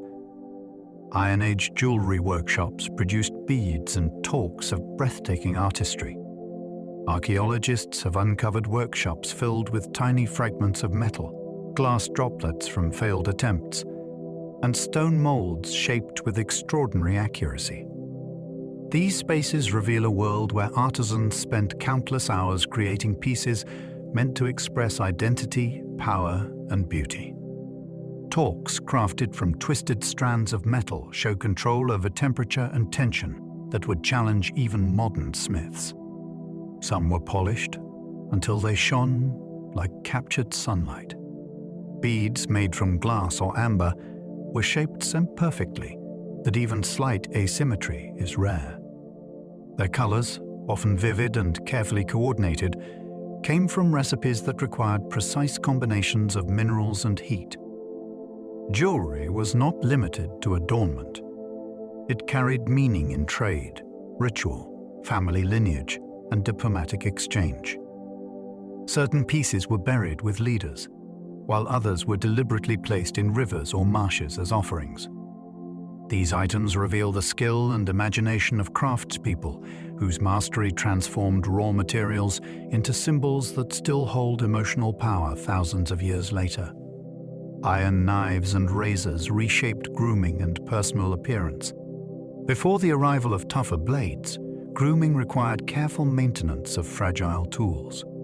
Stronger metal changed this, giving people access to sharper, longer-lasting instruments that transformed daily routines. Excavator grazers often feature elegant curves and decorated handles, suggesting that personal care was treated as an art rather than a chore. These tools allowed for smoother shaving, finer trimming of hair, and detailed preparation of beards or hairstyles that appear in figurines and artwork from the period. Knives also influenced clothing construction. Tailors could cut cloth with precision, enabling more complex designs, fitted garments, and delicate stitching. Even food preparation shifted as cooks gained tools capable of slicing meat, herbs, and vegetables with newfound efficiency. These advancements reveal how technology touched intimate parts of life. Personal appearance became a signal of identity, status, and cultural pride. Through these small yet powerful tools, people expressed who they were and how they wished to be seen by their communities. Some Iron Age settlements developed proto-urban neighborhoods. Archaeological digs reveal clusters of homes, workshops, storage buildings, and meeting spaces arranged in patterns that show early forms of planning. Streets or paths ran between long rows of dwellings, while areas dedicated to craft production gathered specialists in one location. Wells, hearths, and communal buildings created focal points where people shared tasks and information. These neighborhoods demonstrate a level of organization once thought to belong only to later civilizations. Their design reflects cooperation and careful distribution of resources. Some areas were dedicated to metalwork, pottery, weaving, or food production, forming districts that mirrored later urban systems. Surviving hearths and rubbish pits show that families lived close together, sharing responsibilities and passing skills from one generation to the next. This organization also allowed communities to respond quickly to challenges, whether related to climate, trade, or defense. These settlements reveal the early roots of urban identity and show how people created structured environments long before the rise of large cities. Iron axes enabled monumental timber construction on an unprecedented scale. The arrival of stronger axes allowed builders to shape and lift timber in ways previously impossible. Archaeological evidence of massive wooden halls, long palisades, and towering gate structures attests to construction projects that required extraordinary strength and coordination. Cutting large beams from ancient trees demanded tools that could withstand repeated impacts. The new axes provided this reliability, allowing workers to fell trees with straighter cuts and smoother surfaces. Timber framing expanded dramatically. Builders created complex joints that fitted together with precision, forming sturdy skeletons for ceremonial buildings, fortifications, and communal meeting places. Some structures stretched longer than modern houses, supported by pillars crafted from trunks so large they would have required coordinated teams to transport them. These engineering achievements revealed deep knowledge of wood behavior, structural balance, and cooperative labor. They show that early communities were capable of architectural ambition far beyond what their surviving ruins first suggest. Ritual wells hold offerings placed with astonishing care.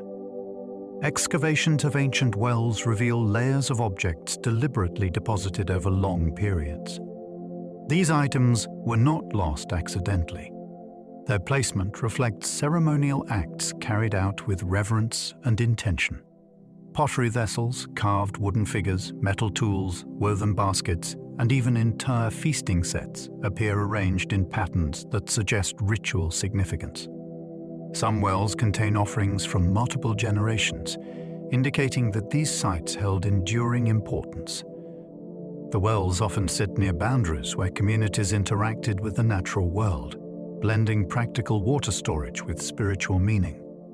The clarity with which wooden objects and woven fibers survive in these moist environments allows researchers to study intricate craftsmanship rarely preserved elsewhere.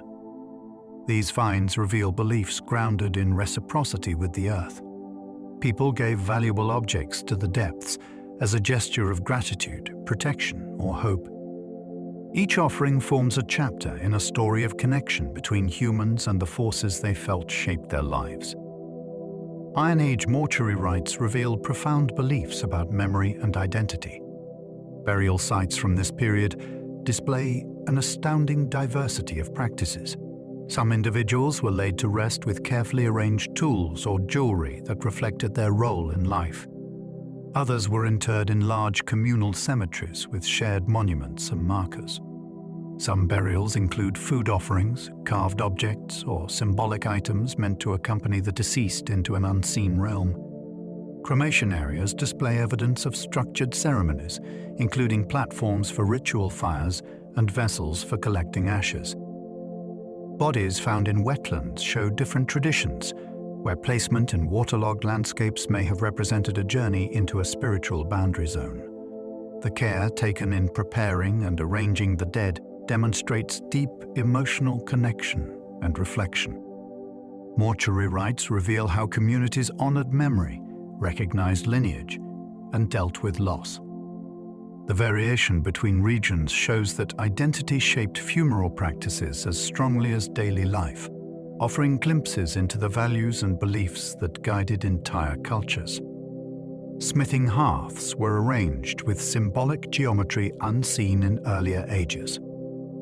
Some metalworking areas reveal layouts that go beyond practicality.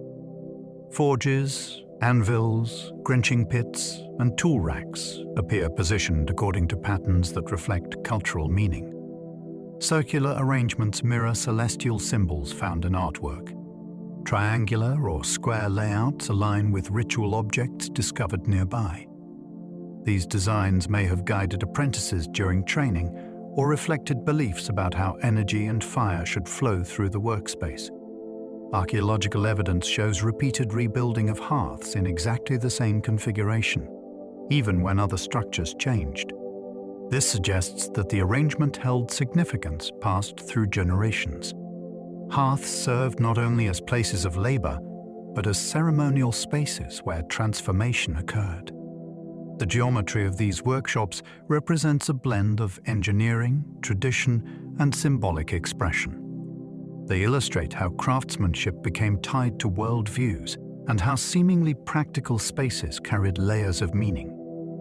Iron drills transformed carpentry and woodworking.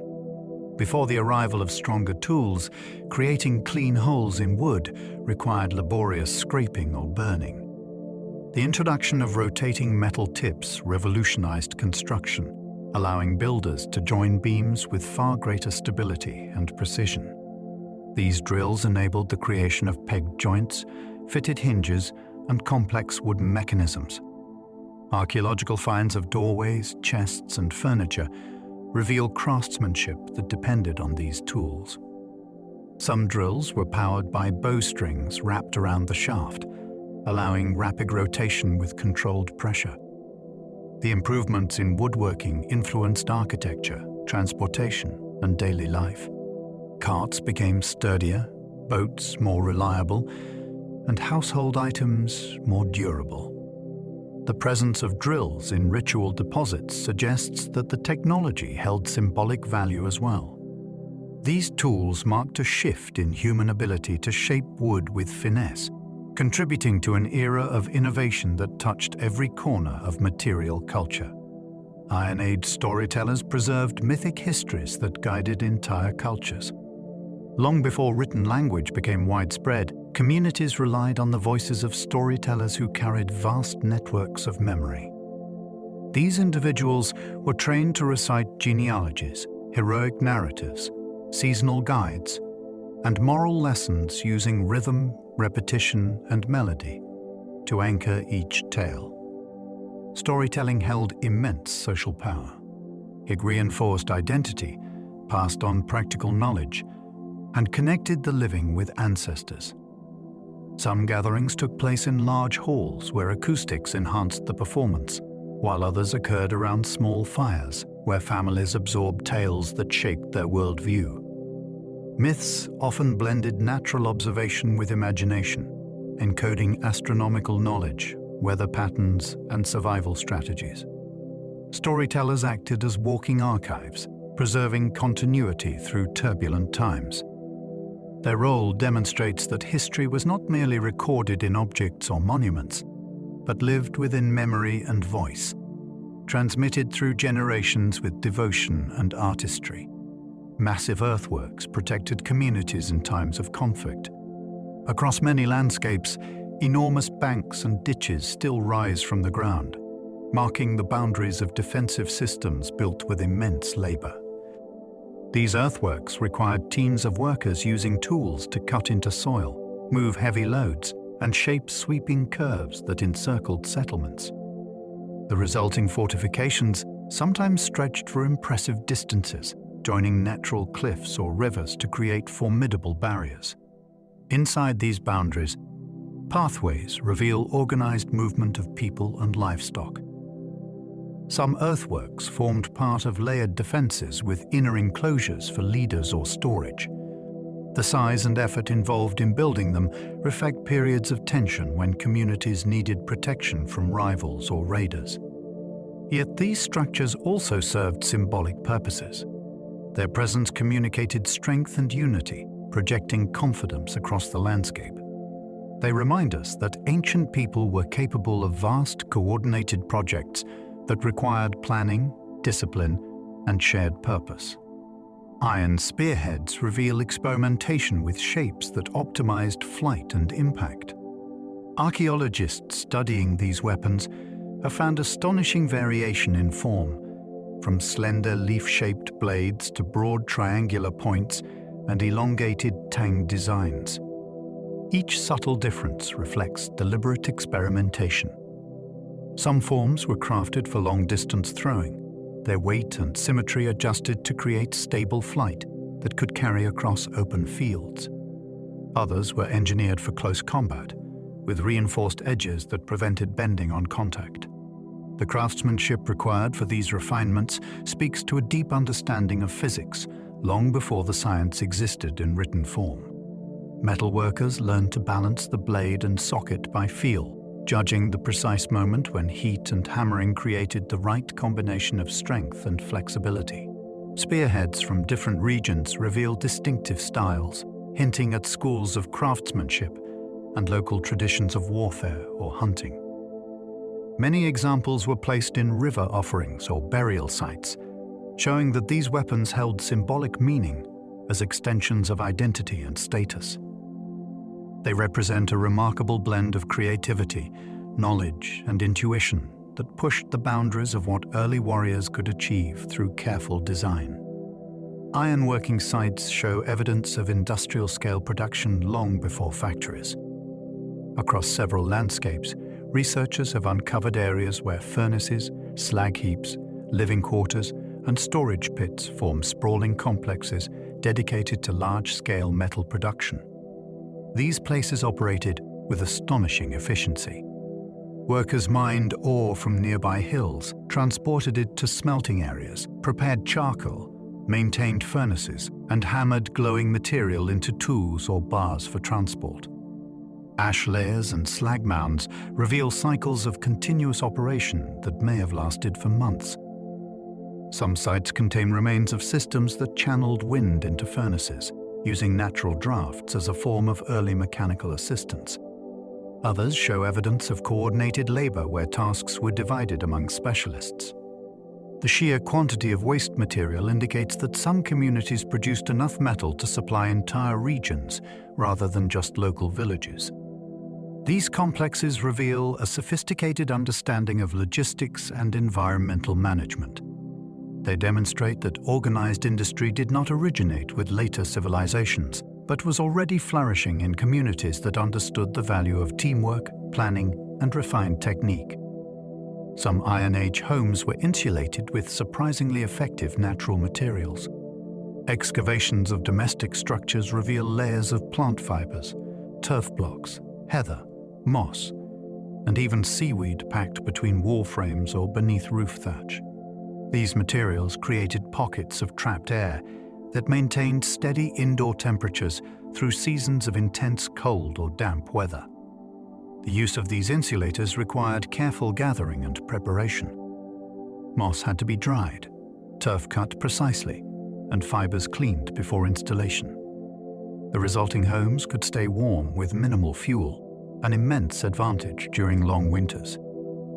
Experiments with reconstructed dwellings show that these ancient designs perform remarkably well, retaining warmth for hours after fires burn down. The choice of insulating material often reflects local knowledge of the landscape. Coastal communities used drift seaweed, while upland groups relied on heather or peat.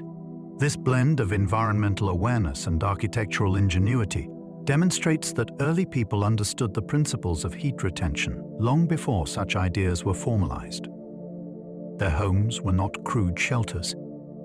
They were carefully engineered environments shaped by tradition, necessity, and intimate knowledge of natural resources. Iron currency bars represented wealth and status in distinctive regional forms.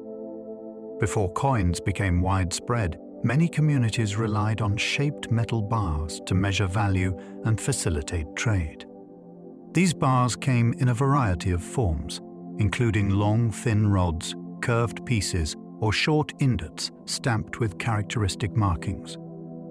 Although they may appear simple today, they required significant resources to produce. Ore had to be smelted, refined, and cast in consistent shapes, so their value remained recognizable across regions. Some bars were bundled in groups for transport, while others appear in hordes alongside jewelry and tools, indicating their function as both currency and symbolic wealth. Their distribution across settlements reveals early economic networks with shared standards. The presence of certain forms only in specific regions suggests local preferences or controlled production managed by influential groups. These objects show that financial systems existed long before written ledgers. They also reveal how metal itself became a medium of trust, exchange, and social identity. Burials with iron weapons show the rise of new social identities. When individuals were interred with swords, spears, or shields, their graves took on meanings beyond simple resting places. These burials communicate status, allegiance, and personal achievement. Many contain carefully arranged objects that suggest ceremonial preparation. Some individuals were placed with full weapon sets, while others received a single treasured blade or spear. The presence of imported goods alongside weapons indicates far-reaching connections and recognition of prestige. The weapons themselves often show signs of repair or long-term use, hinting at personal histories embedded in metal. The contrast between graves with rich offerings and those with modest goods reveals emerging social hierarchies. These burials also demonstrate that identity extended into belief about the afterlife. The tools of conflict became symbols of protection, memory, or journey. Through these graves, archaeologists can trace the development of warrior roles, shifting power structures, and the growing importance of martial skill within communities. Iron Age ovens were engineered to maintain remarkably stable temperatures. Excavated ovens reveal thick walls made from clay mixed with organic materials that expanded and contracted without cracking. Their domed shapes concentrated heat efficiently, and their openings were positioned to control airflow. Some ovens include internal shelves or dividers that allowed cooks to prepare multiple dishes at once. The ability to maintain steady heat transformed culinary possibilities. Bread baked evenly, pottery could be fired reliably, and large quantities of food could be produced during gatherings. Evidence of soot patterns shows that oven operators understood how to manage flames, when to introduce fuel, and how long to allow embers to settle before cooking. These ovens were not crude pits. They were advanced cooking systems that supported both daily household routines and communal feasts. Their design reveals a nuanced understanding of heat management and construction materials, highlighting an aspect of technological innovation often overlooked. Skilled smiths recycled broken iron into entirely new objects. Unlike precious metals that could be easily melted, iron required careful reheating and forging to transform old pieces into new creations. Ancient workshops contain fragments of damaged tools that were reworked into blades, rivets, nails, or fittings. This recycling process demanded precise knowledge. The smith needed to judge whether the metal still held enough carbon to produce a useful result. If a piece was too brittle or too soft, it needed to be folded with fresh material or adjusted through carburizing. This approach reflects a deep culture of resourcefulness. Communities treated iron as valuable, not wasteful. Recycling saved the labor of mining and smelting new ore, and it allowed smiths to maintain a steady supply of material even during difficult seasons. These practices reveal sophisticated management of resources and demonstrate the creativity involved in extending the life of metal through repeated transformation. Iron Age combs and grooming tools reveal changing beauty ideals. Archaeologists have found delicately carved combs made from bone, horn, and sometimes wood, reinforced with metal tips. Their teeth vary in width, indicating specialized functions for detangling hair, styling complex braids, or maintaining beards. Some combs carry intricate designs that mirror patterns found on pottery or jewelry, showing that beauty and identity were intertwined across many aspects of life. Grooming kits often included small knives, tweezers, and containers for scented oils or plant-based cleansers. Surviving artwork and figurines depict elaborate hairstyles that likely required time and skill to maintain. These discoveries reveal that personal appearance held significant meaning. Grooming reflected social status, cultural affiliation, and even ritual preparation for ceremonies or festivals. The care invested in these tools demonstrates that early people valued presentation and self-expression with the same dedication shown in more public crafts, such as metalworking or weaving. Rare preserved shoes show advanced leatherworking techniques. Waterlogged sites have yielded footwear crafted with stitching patterns and shaping methods that demonstrate surprising sophistication. Some shoes contain layered soles for durability, while others include soft linings designed for comfort. The leather was treated using plant-based tanning processes that prevented decay and maintained flexibility. Stitch holes are spaced with mathematical precision, indicating that leatherworkers used measuring tools or templates. Regional styles show variation in decoration, fastening methods, and sole shapes. Some shoes were created for long travel, while others appear ceremonial. The presence of children's shoes demonstrates that craftsmanship extended to all ages. These discoveries reveal a world where clothing extended far beyond practicality. Footwear expressed identity, protected against harsh environments, and required specialized knowledge to create. Preserved examples offer a rare connection to the daily movement of people whose steps still echo through the archaeological record. Iron plowshares expanded agricultural frontiers. Before the introduction of stronger cutting surfaces, farming was constrained by the hardness of soil, and the difficulty of cultivating new land. Plowshares made from tougher metal cut deeper and resisted damage from stones or roots. This allowed farmers to open previously unused fields and increase crop production dramatically. These tools shaped entire landscapes, leading to the expansion of farms into valleys, hillsides, and forests. Pollen records show increasing cultivation following the adoption of these implements. The improved efficiency supported larger populations and encouraged permanent settlements rather than temporary seasonal camps. Plowshares also influenced social organization. Communities working larger fields required greater cooperation, shared labor, and coordinated storage systems. These tools became symbols of prosperity and stability.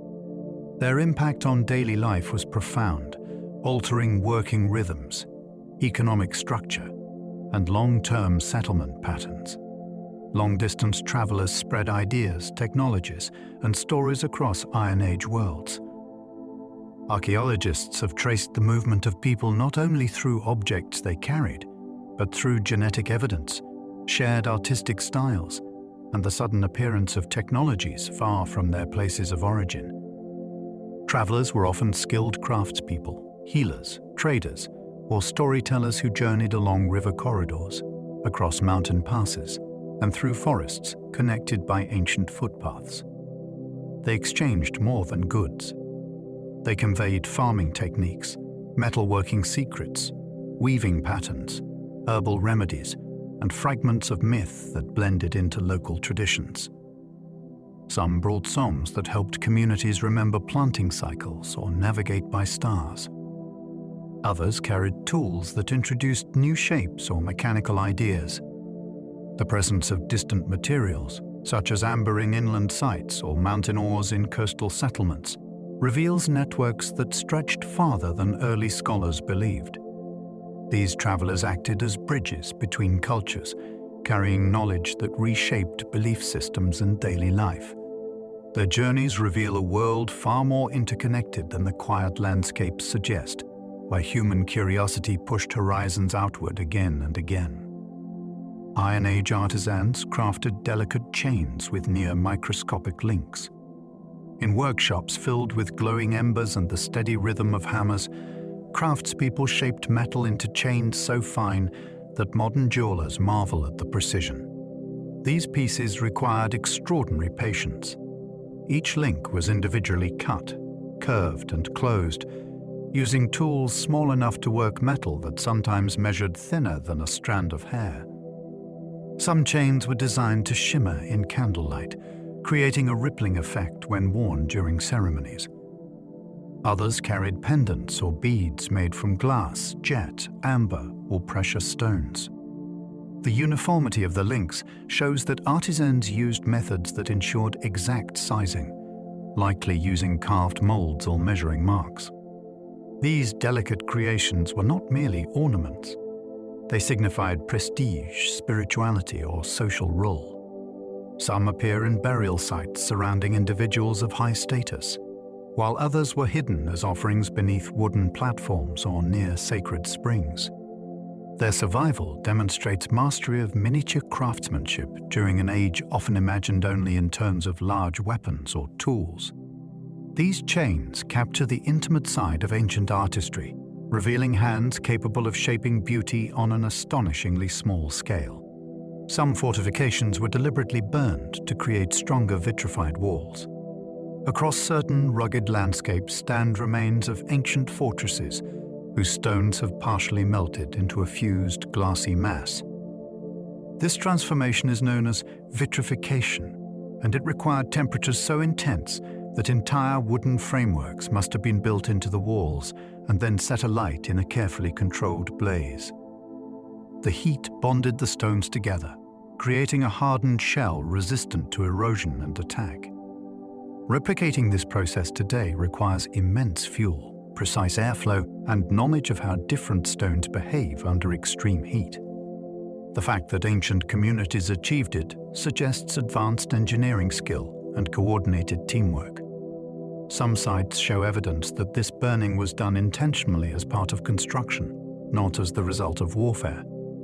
Other forts were vitrified after periods of rebuilding, hinting at ritual renewal or displays of power. These glowing walls must have been breathtaking when freshly created, gleaming under sunlight and firelight alike.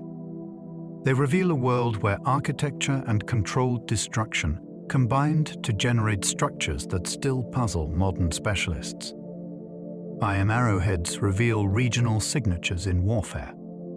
Excavated arrowheads show astonishing diversity from region to region.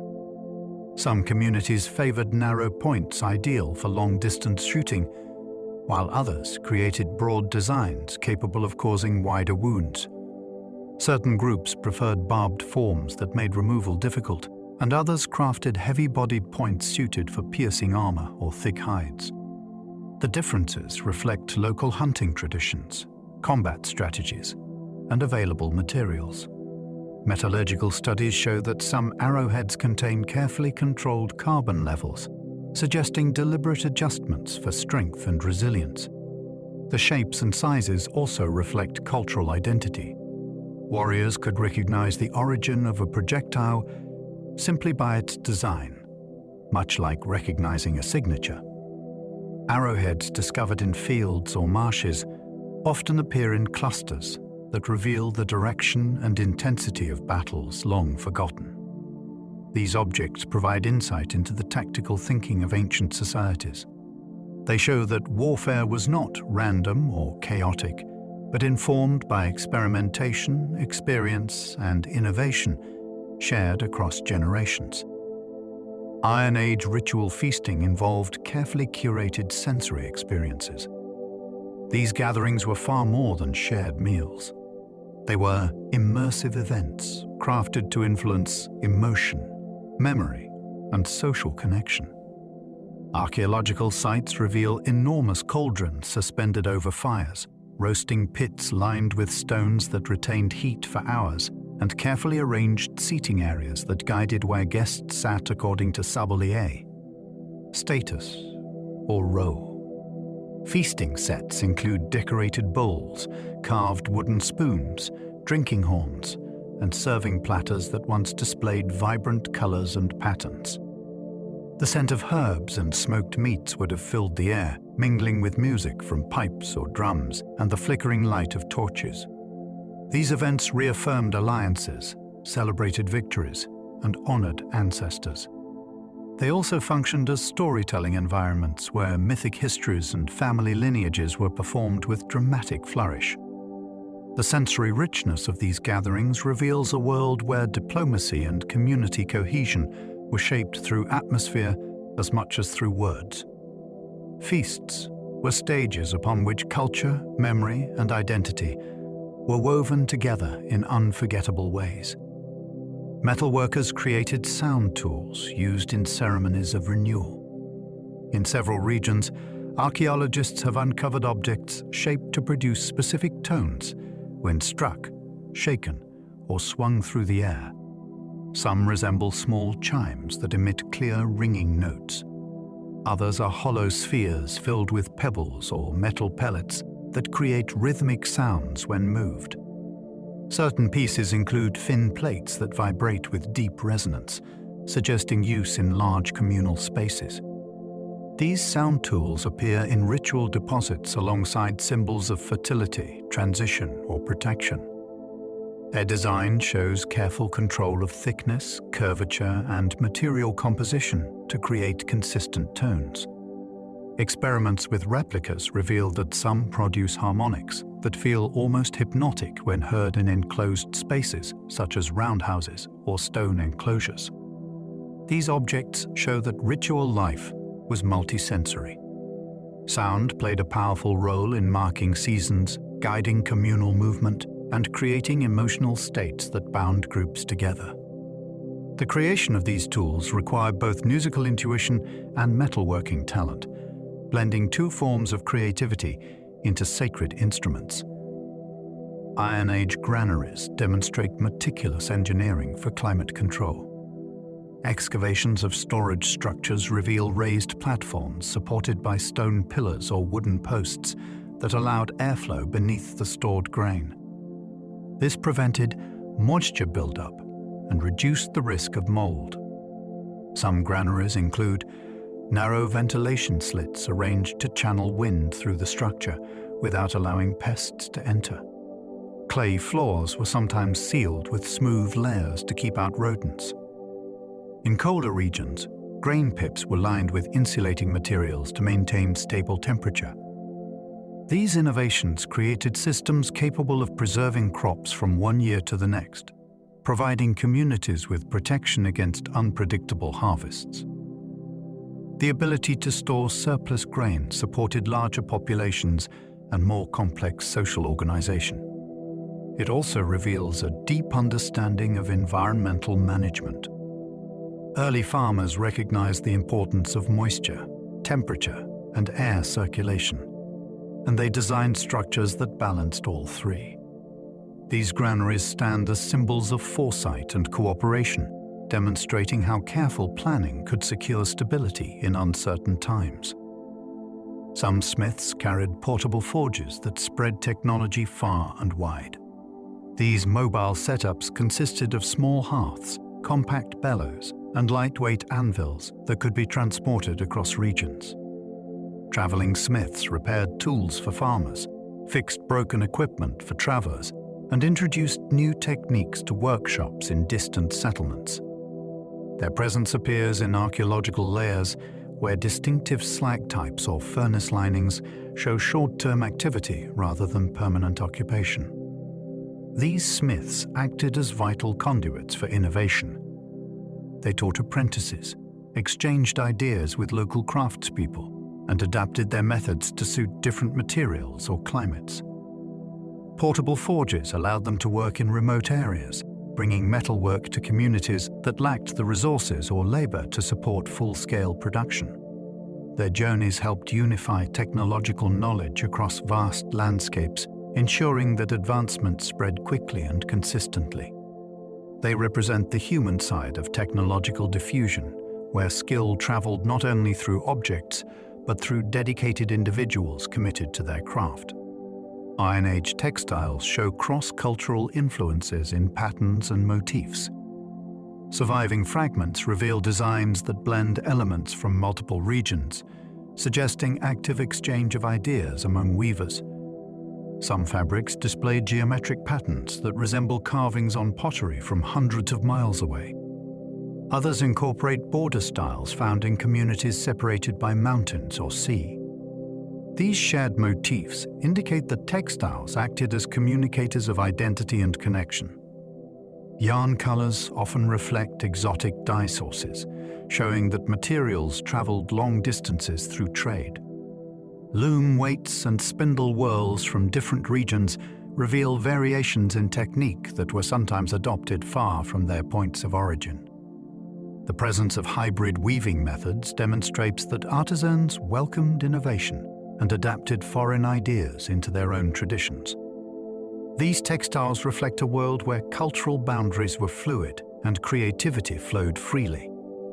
They reveal the interconnectedness of Iron Age societies through a medium as soft as cloth, yet as enduring in meaning as stone monuments.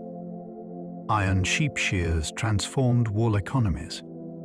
Before stronger shears appeared, removing fleece required slow cutting with fragile tools that dulled quickly. New blades shaped from tougher metal allowed shepherds to work faster, safer, and with greater control. This increased the volume of wool available for spinning, weaving, and trade. The surge in wool production supported entire industries of textile craftsmen, dyers, and traders. Archaeological finds show shears with graceful curves and handles shaped to provide a steady grip, revealing attention to ergonomics long before the word existed. These tools not only improved efficiency, but enhanced animal welfare by reducing the stress associated with clipping. In some regions, shearing became part of seasonal festivals accompanied by food, music, and communal labor.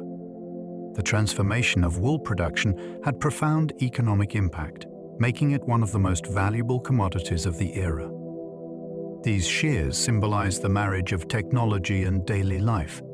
showing how a simple improvement can reshape entire economies. Iron clamps strengthened monumental stone architecture. Across many ancient sites, researchers have found deep grooves carved into stone blocks where iron clamps once held massive structures together. These clamps were shaped to fit into specially carved slots and then poured with molten lead or fixed in place with hammered wedges. Their presence shows that builders understood structural tension and the need to stabilize walls against shifting ground, wind, and the natural settling of heavy materials. Some structures include dozens of clamps placed with mathematical precision, forming invisible skeletons that held the architecture firm. This technique allowed people to build taller, wider, and more complex constructions than would have been possible using stone alone. The creativity behind these clamps becomes even more impressive when one considers the labor required to forge each piece, carry it to the building site, and place it with accuracy. In some cases, only the negative spaces remain, yet these cavities reveal a sophisticated engineering mindset. They show how early builders combined stonework and metalwork into hybrid structures that pushed the boundaries of what could be built with ancient tools. These clamps represent the unseen strength behind monuments that still stand across hills, coasts, and river valleys. Iron Age wells were engineered with astonishing depth and stability. Excavations of ancient wells reveal shafts reinforced with stone linings, wooden frameworks, and carefully placed gravel layers that prevented collapse, even at remarkable depths. These wells were not simple holes in the ground. They required precise alignment and sustained labor as teams dug through soil, clay, and bedrock to reach reliable water tables. Some wells include carved footholds for descent, while others contain internal platforms used during construction or maintenance. Water drawn from these depths supported entire settlements, livestock, farming, and craft industries. The engineering behind these wells demonstrates deep knowledge of soil behavior and groundwater movement. In many regions, wells were placed near communal spaces, suggesting that access to clean water was considered a collective responsibility. Offerings found in some shafts indicate spiritual significance as well. People placed small items into the depths as gestures of gratitude or protection. These wells stand as powerful reminders of how communities blended practicality and reverence, constructing life-sustaining systems that endured for generations. Smithing left magnetic signatures in soil that scientists can still detect. When metal workers heated ore and hammered iron, they unknowingly altered the magnetic properties of the surrounding soil. The intense heat realigned mineral structures within the earth, creating zones that behave differently under modern instruments. Archaeologists now use specialized sensors to map these ancient activity areas without excavation. The magnetic patterns reveal where furnaces once burned, where anvils sat, and where piles of heated slag accumulated. These invisible footprints show the organization of workshops, the flow of production, and even the size of specific workspaces. In some cases, magnetic traces highlight temporary forges where traveling smiths paused briefly before moving on. The discovery of these signatures transformed archaeological research by allowing scientists to uncover entire industrial landscapes hidden beneath fields and forests. The fact that ancient work can still be detected through subtle changes in soil minerals is an astonishing testament to the intensity of metalworking. It shows how craft left a lasting imprint not only on human culture, but on the earth itself. Iron Age cooking pots reflect regional cuisines and cooking techniques. Fragments of pottery reveal a remarkable diversity of shapes, sizes, and surface treatments that reflect the cooking traditions of different communities. Some pots were designed with rounded bases to sit directly on embers, while others had flat bottoms for placement on raised hearths. Surface patterns created by scraping or burnishing helped distribute heat or made vessels easier to grip. Residue analysis shows traces of stews made with grains, meat, herbs, and seasonal vegetables, offering glimpses into dietary habits. Some pots contain remnants of fermented foods or thick soups that simmered for hours. Others were used for drying grains or preparing ceremonial dishes. Regional variations appear in rim shapes, decorative bands, and clay mixtures, all of which reflect local identity.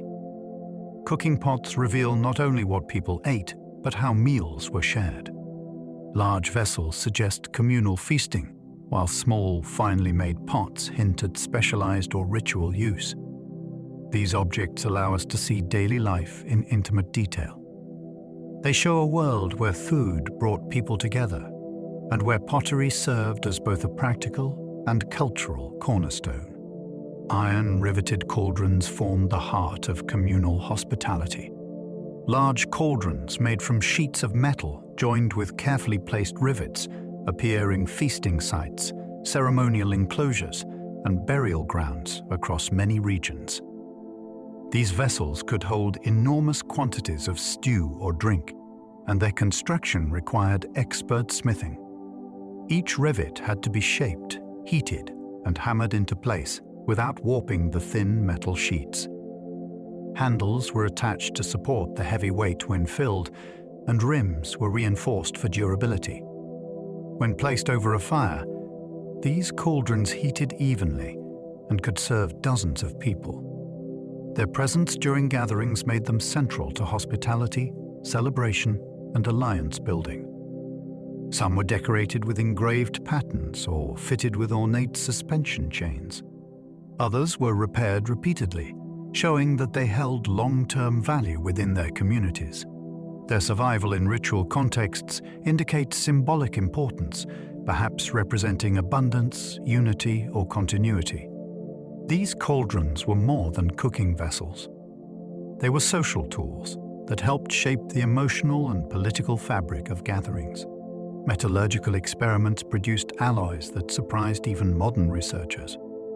Analyses of ancient metal artifacts have revealed mixtures of iron with trace elements that indicate deliberate experimentation.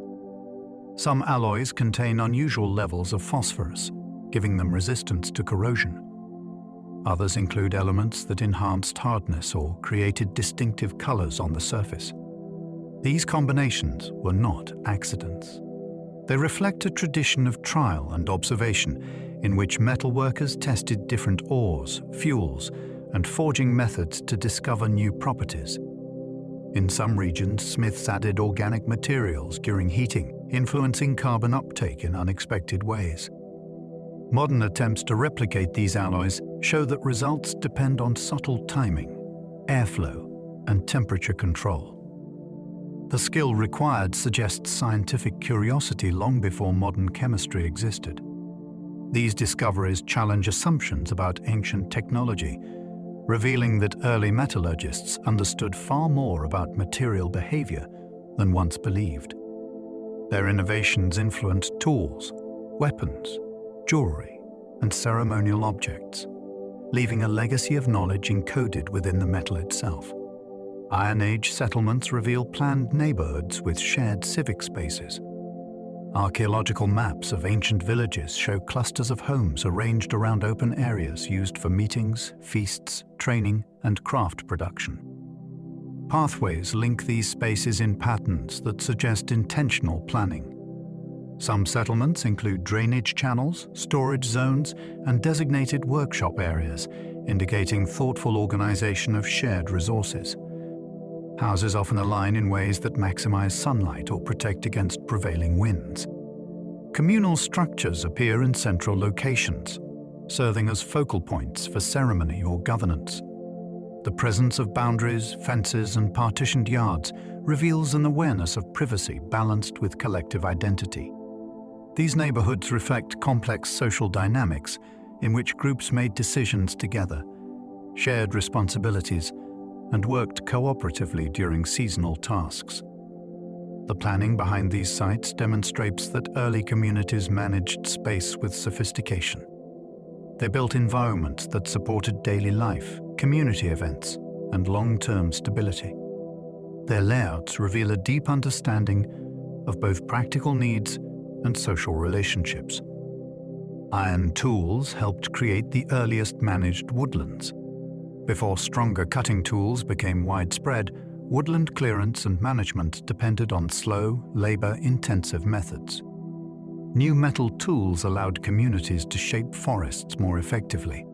People trimmed branches, coppiced trees, and controlled growth patterns to ensure sustainable supplies of timber for building, fuel, and craft. Evidence of coppiced stools and regularly spaced stumps suggests deliberate long-term planning. Managed woodlands provided consistent resources over generations, creating renewable landscapes rather than one-time clearances. These practices required knowledge of tree species, soil types, and growth cycles. Woodland management also influenced wildlife, encouraging certain animals while discouraging others. This careful interaction with the environment reveals a level of ecological awareness often overlooked in ancient societies. People recognized that forests could be shaped without being destroyed, and they designed systems that balanced immediate needs with future sustainability. Iron awls and needles transformed the detail of clothing construction. Before the arrival of tougher piercing tools, sewing relied on bone points that could break easily. Stronger metal awls and needles allowed artisans to stitch through thick leather, densely woven fabric, and layered garments with precision. This innovation sparked advancements in clothing design. Tailors created fitted sleeves, reinforced seams, and decorated hems that required intricate stitching. Some needles were so fine that they produced nearly invisible holes, enabling delicate embroidery and detailed embellishment. Surviving garments from waterlogged sites show sophisticated construction, including pleats, gussets, and lining techniques that reveal deep technical knowledge. Clothing became both functional and expressive, reflecting identity, status, and cultural affiliation. These tools expanded the creative possibilities of textile artisans, allowing them to push the boundaries of what could be made by hand. They highlight the intimate relationship between technology and personal expression. Elaborate ritual processions crossed landscapes shaped over centuries. Pathways lined with posts, stones, or earthworks guide researchers along routes once used for ceremonies that involved entire communities. These processions connected settlements to sacred sites, water sources, burial grounds, and seasonal gathering areas. Participants walked in rhythmic patterns accompanied by music, storytelling, or symbolic objects carried at the front of the line. Some routes passed through constructed viewpoints where participants could see distant mountains, rivers, or celestial alignments. Offerings placed along these paths show that the journey itself held meaning, not just the destination. Over time, repeated use deepened the tracks, creating visible corridors that shaped the landscape. These processions reveal a world where movement carried spiritual significance. They formed bridges between daily life and ritual memory, turning the act of walking into a shared expression of identity. The landscapes that held these routes became living archives of cultural tradition. Iron Age scribes recorded stories on materials that rarely survive today. Across many regions, archaeologists have found indirect traces of writing traditions that left almost no physical record. These scribes worked with materials far more fragile than stone or clay. They wrote on smooth wooden tablets coated with wax, on thin leather prepared with painstaking care, and on bark peeled from specific trees at carefully chosen times of the year. These materials decayed long before anyone could preserve them, yet the tools remain to tell the story. Styluses carved from bone or metal appear in domestic spaces, ritual enclosures, and even burial sites, suggesting that the ability to record information held deep value. Some tablets have survived only as impressions in surrounding soil, showing that lines of text once filled their surfaces. The presence of imported pigments hints that scribes may also have illustrated their work with color. Even without the texts themselves, the evidence reveals a world in which knowledge traveled through both voice and written mark. It suggests that councils, merchants, healers, and storytellers relied on written memory far earlier and more widely than once believed. These lost writings remind us that the Iron Age carried far more thought, creativity, and record-keeping than the surviving artifacts have allowed us to see. Iron boot nails reveal travel routes and military movement. Across battlefields, mountain passes, and abandoned roads, archaeologists sometimes find small clusters of iron nails scattered in patterns that tell surprising stories. These nails once lined the soles of sturdy boots worn by travelers, merchants, scouts, and warriors who moved across vast landscapes. As boots wore down, nails loosened and fell, leaving behind faint trails that map the movement of entire groups. In some regions, curved lines of nails mark the turning points of marching formations. In others, concentrated patches reveal places where people rested, repaired gear, or paused to scout unfamiliar terrain. These tiny objects provide a window into the rhythm of long journeys. They show where soldiers advanced, where herders guided animals, and where traders crossed borders carrying goods that linked far-distant cultures. The spread of certain nail types also reveals cultural identity and group affiliation. Some have decorative heads shaped in distinctive regional styles, while others show signs of repeated repairs that hint at arduous travel. These unassuming artifacts capture the footsteps of people whose paths shaped the history of continents.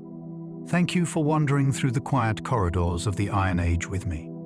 You have traveled through salt mines and hillforts, across ancient roads and beneath forgotten timber roofs. You have followed the glow of forges, the echo of storytellers, and the whisper of tools that shaped entire worlds. All of it now drifts softly around you like a warm blanket of memory. If you enjoyed this gentle journey into the past, I invite you to like, subscribe, or share a thought in the comments. It helps others discover this calm corner of history, one sleepy soul at a time. For now, let your breathing slow, allow your shoulders to soften, and let the past carry you gently into sleep. Good night.